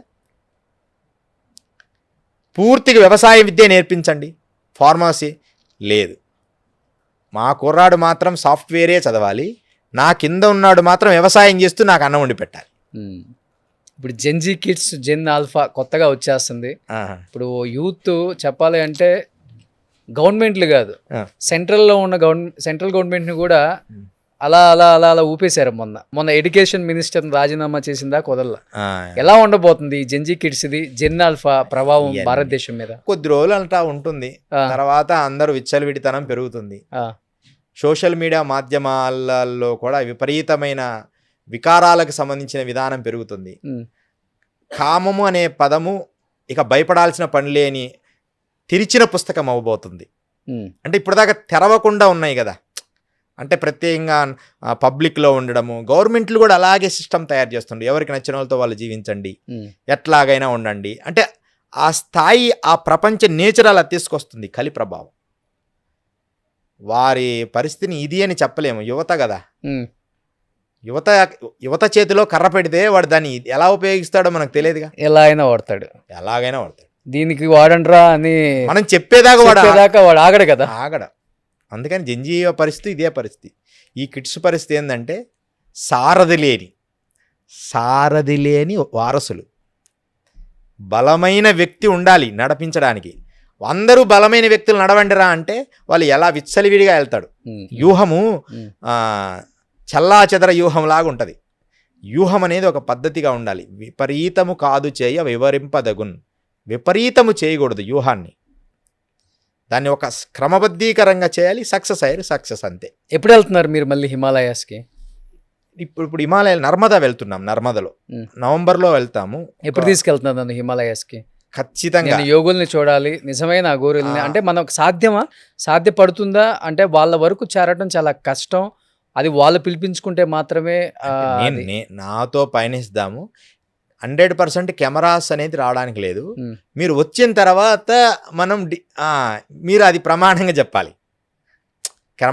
కెమెరాస్ తీసుకుపోవడానికి మాత్రం వద్దు. అదే కెమెరాస్ కాకుండా మీరు మనం వెళ్ళిన తర్వాత ఆ నేచర్స్లో ఆ విధానాలు మనం నడిచిన తర్వాత వచ్చిన తర్వాత మీ ఒపీనియన్ మీరుగా ఇంటర్వ్యూ చేయొచ్చు. డెఫినెట్గా అప్పుడు మీకు క్లారిటీ వస్తుంది. మనము హిమాలయసే కాదు, మన శ్రీశైలంలో ఉన్నారు సాధకులు, నిజమైన సాధువులు ఉన్నారు. ఇప్పుడు యోగానంద భారతి మనకు గంగచోళపెంటలో ఉన్నారు. ఆయన అద్భుతమైన యోగి. ఆయన లాస్ట్ 96 years అనమాట. మీకు ఇంటర్వ్యూ అయినాక చూపిస్తాను ఆ వీడియోస్ అవి. మరి నిజంగా ఆయన యోగి. ఆయన ఎన్నో విషయాలు పంచకోశాల్లో ఆయనకు తెలియని మీకు ఇంకొక సీక్రెట్ చెప్తాను. నేను తపస్సు చేసే రోజుల్లో నా రక్తనాళాలను నదులుగా శబ్దంగా వినిపించాయి. అంటే ఎంత డీప్ మెడిటేషన్ అనేది మీరు ఊహించండి. అసలు నా నాడీ మండలాన్ని అంతా నా అదుపులో ఉంచుకునేవాడిని. పరమాణు ఒకటే చెప్తున్నా, ఆత్మ చైతన్యం అనే జ్ఞానాన్ని పొందడమే ఆత్మదర్శనం. చైతన్యం అంతటా అసలు మొత్తం అంతటా నీ హృదయంలోకి చొచ్చుకొని పోద్ది. నువ్వు ఎప్పుడు ప్రాక్టీస్ చేయలేదు, మళ్ళీ అంతటా బ్లాక్ అవుతుంటుంది. అంతే కదా. ఎప్పుడు నువ్వు డోర్ తెరిచి ఉంచుతావో మంచి గాలి వస్తుంటుంది. ఎప్పుడు డోర్ మూస్తామో ఆటోమేటిక్గా నీకు చల్లగాలి అనేది ఆగిపోతుంది సహజంగా. అలాగే నువ్వు ఆత్మ సాధన ఎప్పుడు హాయిగా ఓపెన్ చేసి సాధన చేస్తావో అన్ని వివరాలు నీకు తెలుస్తుంటాయి ఇక్కడి నుంచే. ఖగోళాలు, అంతరిక్షాలు. నా విషయం మన చంద్రయాన్ మొదట పరిశోధన పంపించినప్పుడు నా డైరీ రాసుకున్నాను, తర్వాత చూసుకున్నా. ఇది కొంచెం కష్టంగా ఉందని మొదటిసారి పంపించింది. రెండోసారిది సక్సెస్ అవుతుందని ఎప్పుడో రాసేసుకున్నా, ఒక 8 నెలల క్రితం రాశాను. అంటే నేను నైట్ 11-12 వరకు అలా కళ్ళు మూసుకొని ఏదో ఒక పెద్ద ఒక యోగిలాగా సిద్ధపురుష తత్వంలో అలా నాకు థాట్స్ వచ్చినాయని నేను రాస్తుంటా. దాని విధానం ఏంది, ఖగోళం ఏంది, అంతరిక్షం ఏంది, వాటిల్లో ఎలా ఉంటాయి, ఎన్ని ఏలియన్స్ ఉన్నాయా లేవా, అంటే అన్ని విధానాలని నేను ఎప్పుడు నా బ్రెయిన్ స్వీకరిస్తూ ఉంటుంది. ఓకే. ఒక టెలిఫోన్ టవర్స్ లాగా వాటిని నేను రాస్తుంటా అనమాట. కొన్ని మ్యాథ్స్ చేస్తుంటా, కెమిస్ట్రీలో కొన్ని ఈక్వేషన్స్ నాకు తెలియదు, అవన్నీ కెమిస్ట్రీ నాకు సబ్జెక్ట్ తెలియదు, కానీ కెమిస్ట్రీ విషయాలు కూడా ఈక్వేషన్స్ చేస్తుంటా. ఇవన్నీ ఒక యోగికే సాధ్యమవుతాయి. దానికి ఎంతోమంది యోగులు ప్రమాణాలు ఉన్నారు. ప్రణవానంద, స్వామి ప్రణవానంద ఎంతోమంది జర్మనీ పోయి ఆ కాలంలోనే ఎన్నో పరిశోధనలు చేశాడు. సన్యాసి, యోగి ఆయన. హిమాలయాలకు వెళ్ళి తపస్సు చేసి మళ్ళీ అక్కడికి వెళ్ళి అక్కడి నుంచి మళ్ళీ రిటర్న్ వచ్చారు ఆయన. ఆయనకు ఒక పెద్ద ఢిల్లీలో కూడా పెద్ద యూనివర్సిటీ ఇచ్చారు, ఆయన పెద్ద ప్లేస్ ఇచ్చారు. భారతదేశం మ్యాప్ డిజైన్ చేసింది కూడా వారే. 34 ఎన్నోసార్లు ఆయన మొత్తం భారతం మొత్తం ఆ హిమాలయాలన్నీ తిరిగి ఇలా డిజైన్ ఉండాలి భారత మ్యాప్ అని డిజైన్ చేసిందే ఆ మహానుభావుడు. ఒక మ్యాప్ను సృష్టించారు. ఒక యోగికే సాధ్యమైంది. మరి మనుషులు వెళ్ళలేరంటే వెళ్ళలేరు. ఏ మార్గంలో కరెక్ట్గా మనం బార్డర్ వేయాలి అవన్నీ ఆయన డిజైన్ చేసింది. సో మళ్ళీ మీరు వెళ్తున్నారు అయితే, వెళ్ళేటప్పుడు మాత్రం చెప్పండి సిద్ధయోగి గారు. ఖచ్చితంగా డెఫినెట్గా నేనైతే వద్దాం అనుకున్నాను ఒకసారి, ఎప్పటి నుంచి అనుకుంటున్నాను. అది వాళ్ళు అనుకుంటేనే మనకు సాధ్యం అవుతుంది కాబట్టి డెఫినెట్గా వెళ్ళేటప్పుడు మాత్రం చెప్పండి. కానీ చాలా మంచి ఇన్ఫర్మేషన్ ఇచ్చారు ఈరోజు. మళ్ళీ పార్ట్ 2లో ఇంకొన్ని మంచి క్వశ్చన్స్తో మీరు చాలామందికి ఇంకా మంచి మంచి కాంటెంట్ ఇవ్వాలని, అంటే అవేర్నెస్ అనేది రావాలి. సో ఇవాళ ఏంటంటే సోషల్ మీడియా పెరిగిపోయిన తర్వాత అసలు నిజం ఎవరో అబద్ధం ఎవరో తెలియకుండా ప్రతి వాళ్ళు కూడా అంటే చెప్పేస్తూ ఉన్నారు. అసలుకి మీరు అన్నారు కదా, జనం ఏది 10 సార్లు విన్నదాన్ని నిజమే అనుకుంటారు. అంటే అవి కూడా ఫాలో అవుతున్నారు వాళ్ళు. ఆ ఫాలో అయ్యే క్రమంలో వీళ్ళ జీవితంలో చాలా చాలా మార్పులు, నష్టాలు, అంటే లాభాలు కూడా ఉండొచ్చు. రోషన్ గారు, మనం ఇంటర్వ్యూ చేస్తున్నా, లాభాలు కూడా ఉండొచ్చు, కానీ అది గమ్యాన్ని చేర్చలేదు. అది నేను అంటుంది. ఇక్కడ విషయం ఏంటంటే ఇలా ధ్యానం వీడు ధ్యానం చేసిండు సాధన, ఇలా ధ్యానం చేసుకోండి, ఇలాంటి ప్రక్రియ మీరు చేయండి అని చెప్పిన ఎదుటివాడికి పీస్ ఆఫ్ మైండ్ వస్తుంది. కానీ ఇది వాడికి గమ్యం లేదు. వీడికి గమ్యం లేని వాడు బోధించినప్పుడు అగమ్య గోచరం అవుతాడు. ముందుకు వెళ్ళిపోయినాక ఇట్లా వెనక్కి రాలేడు, అలా ముందుకు వెళ్ళలేడు. ఇలాంటి యువత ఎక్కువైపోయింది. అది ఏ స్థాయికి తీసుకుపోద్దో. ఏదైనా ప్రమాణపూర్వకంగా అతను సాధన చేసిన వాడై ఉండాలి. అవసరమైతే 2-3 సంవత్సరాలు టైం తీసుకో ఆయనతో ట్రావెల్ చేయడానికి. అప్పుడప్పుడు వెళ్తూ నువ్వు స్టడీ చేయి. అలా లేదు, ఒక మంచి ఇంటర్వ్యూ రాగానే ఈయన చాలా గొప్పవారండి అని చెప్పి అమ్మడే ఆయన ఫాలో అయిపోవడమే. వాటి వల్ల నష్టపోతారు. అవి మాటలకందని మరో ఊహ.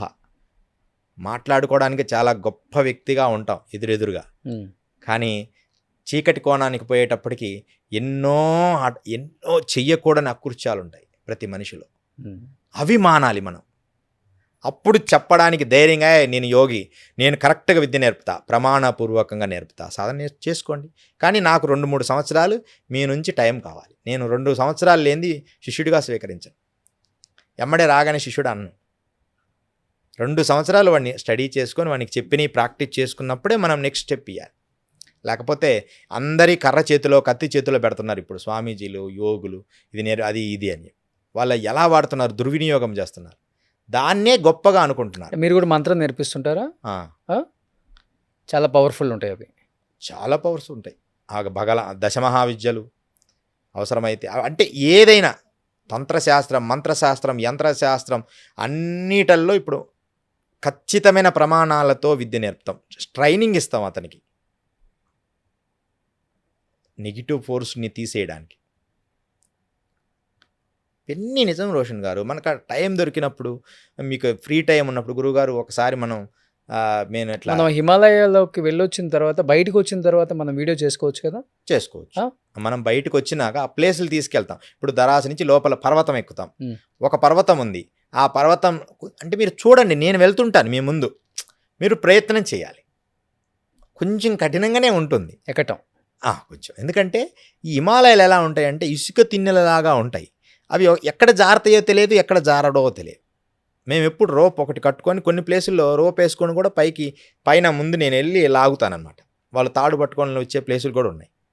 ఇప్పుడు ఎందుకు మన మహావతార్ బాబాజీ కేవ్ నుంచి పాండవ హోలీ వరకు అందరూ వెళ్తారు. భరత్ కోయిల్ వెళ్ళమంటే వెళ్ళలేరు.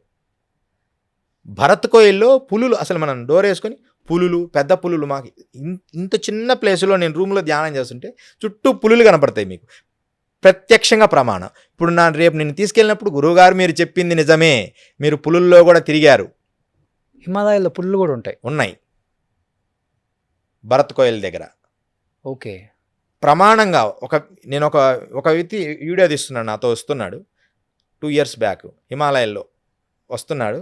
నా వెనక వస్తుంటే, గురువుగారు ఇది ఎంత అద్భుతంగా ఉంది, ఈ జలపాతం ఎక్కడ సౌండ్ వస్తుంది అని చెప్తున్నాడు. ఇప్పుడు చూస్తాము, జలపాతం దగ్గరికి వెళ్తున్నాము అని చెప్పాను. కరెక్ట్గా జలపాతం దగ్గర ఎంటర్ కాగానే ఒక పెద్ద పులి ఇలా ఎగిరి ఒక 15 అడుగుల దూరం రాతి అవతల పడింది. అక్కడున్న మనిషి ఇచ్చి నా వెనక నిలబడినాడు. ధర్నాయి బెట, నువ్వేం భయపడద్దు బెట, నేనున్నానని, ఏం పర్వాలేదు. మళ్ళీ అదే రూట్లో మేము తపోవనం వెళ్ళి సిద్ధాశ్రమ ఒక ప్లేస్, తపోవనం అని ఒక ప్లేస్కి వెళ్ళి అక్కడి నుంచి భరత్ కోయిల్ మార్గానికి వెళ్ళి, ఇప్పుడు ఇంతవరకు నేను తీసుకెళ్తాను ప్రాక్టికల్గా రోషన్ గారు. అప్పుడు గురు సిద్ధయోగి అని అప్పుడు మీరు మళ్ళీ చెప్పండి ఇంటర్వ్యూలో, ఈజ్ ట్రూత్ ఇన్ యోగి. నేను అలాంటి ఉన్నప్పుడు పులులు ఏం చేయవండి, ఎందుకు ఏం చేస్తాయి? అసలు 2 కాళ్ళ మనిషి అంటే పులులకు చెడ్డ చిరాకు. 2 కాళ్ళ జీవి అంటే దానికి చెడ్డ చిరాకు. కానీ ఎదురుపడినప్పుడు ఇదేదో కొత్త జీవని దాడి చేస్తుంది తప్ప మనకు చంపేస్తుంది. అంటే కొత్త జీవని తప్ప దీన్ని వేటాడాలని అది వేటాడదు. అది వేటాడేది 4 కాళ్ళ జీవినే. ఓకే, దాన్ని మనం డిస్టర్బ్ చేయడం, దాన్ని తోక దొక్కడం, దాని ఉండే ప్లేస్కు కావాల్సి వెళ్ళడం, దానికి ఎదురుపడడం అలాంటివి చేయకూడదు. కొత్త జీవిని దాడి చేస్తుందేమో కానీ నిన్ను తినాలని దాడి చేయదు పులులు. నేను ప్రాక్టికల్గా చెప్తున్నా. నా శిష్యుల్ని కూడా నేను తీసుకెళ్ళాను. మనకు డేంజర్ ఏంటంటే చిరుత పులులు, ఎలుగుబండ్లు కొంచెం దాడి చేస్తాయి. నువ్వు ఇష్టమున్నా లేకపోయినా అవి మీదికి వస్తాయి. కొంచెం అక్కడ మనం ప్రొటెక్ట్ చేసుకోవాలి. ఓకే, ముందే కొంచెం నిప్పులాగా దించుకోవడం, కొంచెం ఆలోచన చేసి అడుగు వేయడం. ఈ పెద్ద పులులు, సింహాలు మనిషి మీదికి రావు. అలాగని రావు అని నేను గ్యారెంటీని కాదు, వాటి ఇచ్చా. కానీ మనిషి జోలు అయితే అవి దాడి చేసి తినాలనుకోవు. ఈ పులుల సైకాలజీ అనమాట.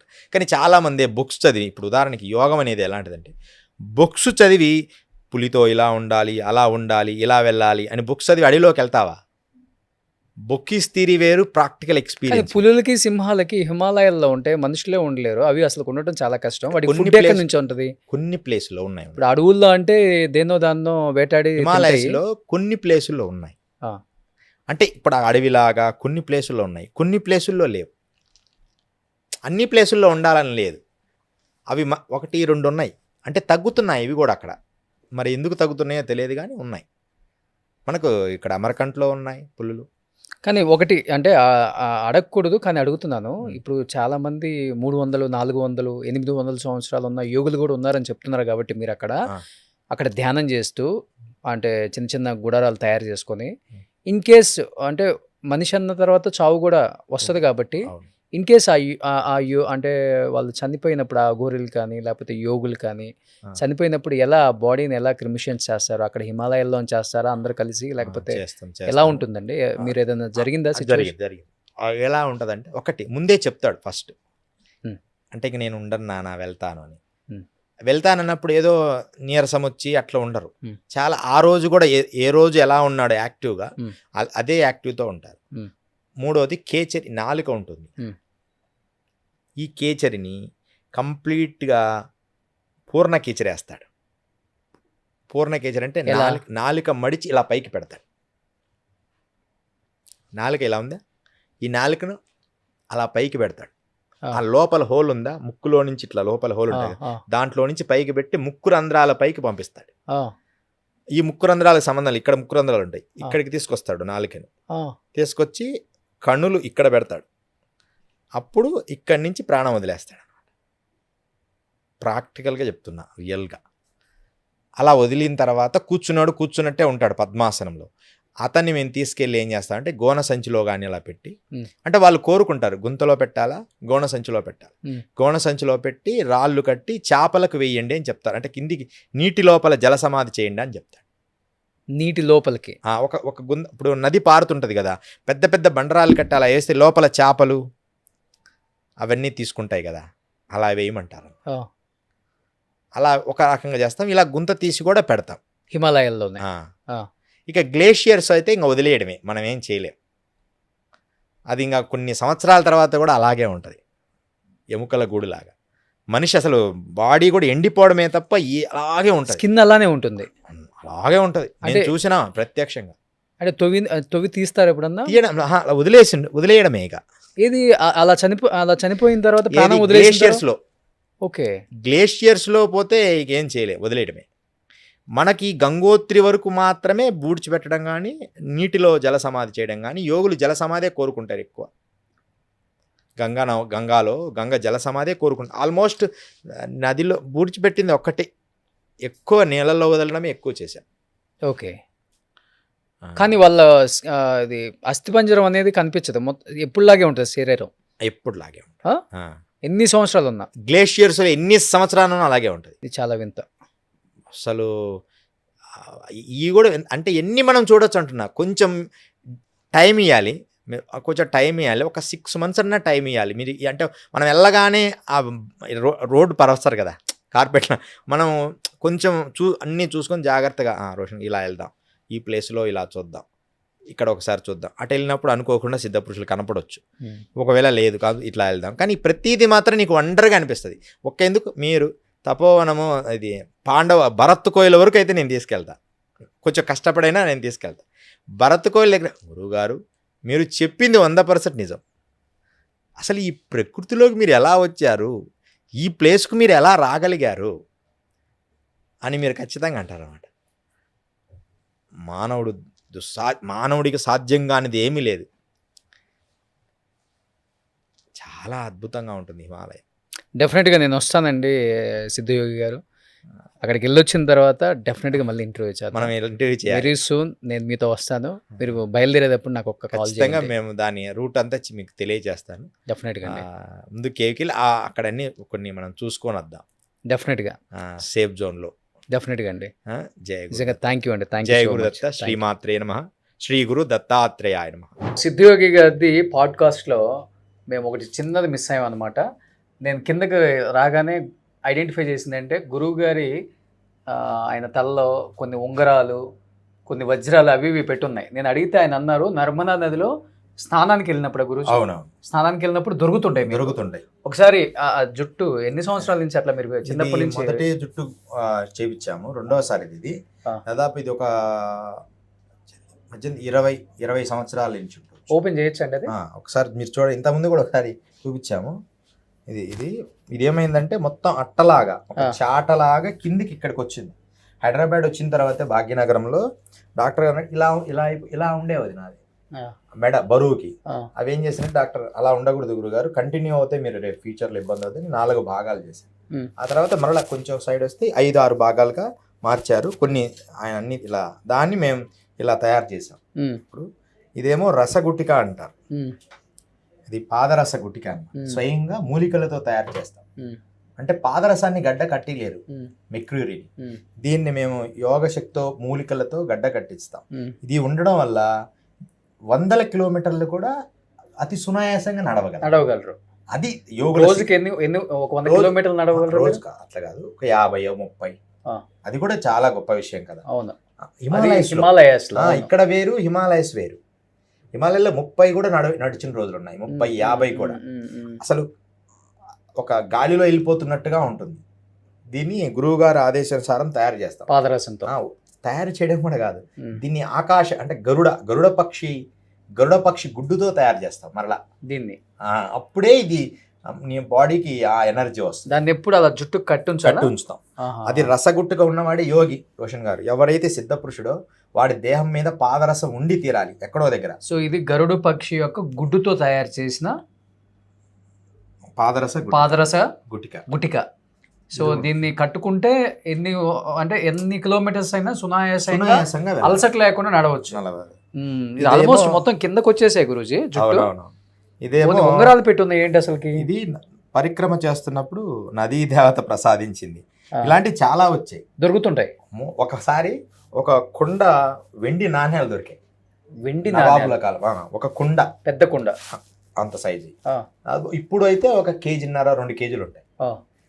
నేను కొన్ని గుర్తుగా ఉంచుకొని ఈసారి వచ్చినప్పుడు మీకు అవి కూడా చూపిస్తాను. అవి నీట్గా చూపిస్తాను మీకు. కొన్ని ఉంచుకొని మిగతా అన్ని దానం చేశా. ఇది ఉంచుకో, పూజ చేసుకో, నీ దగ్గర పెట్టుకొని అలా అందరికి పంచుకుంటూ వచ్చా. అలా వజ్రాలు కూడా దొరుకుతుంటాయి. ఒక్కసారి డైమండ్ దొరికితే ఒక అతనికి ఇస్తే చిన్న వ్యాపారం పెట్టుకున్నాం. 3 నాగపూర్ ఫారెస్ట్లో మేము నడుస్తున్నాం. ఒక 4 కాళ్ళ మండపం ఒకటి వచ్చింది. నాగరాజు, ఆయన పేరు కూడా నాగరాజే. ట్రైన్లో ఏదో పరిచయం అయ్యాడు. అక్కడ దిగాము. అక్కడ ఉన్నాయని మనకేం తెలియదు, దివ్య శక్తి ఉండి అలా కాదు. ఏదో అనుకోకుండా చిన్న 4 కాళ్ళ మండపంలో ఇలా తోతే డైమండ్స్ వచ్చాయి. 3 రాళ్ళు దొరికాయి.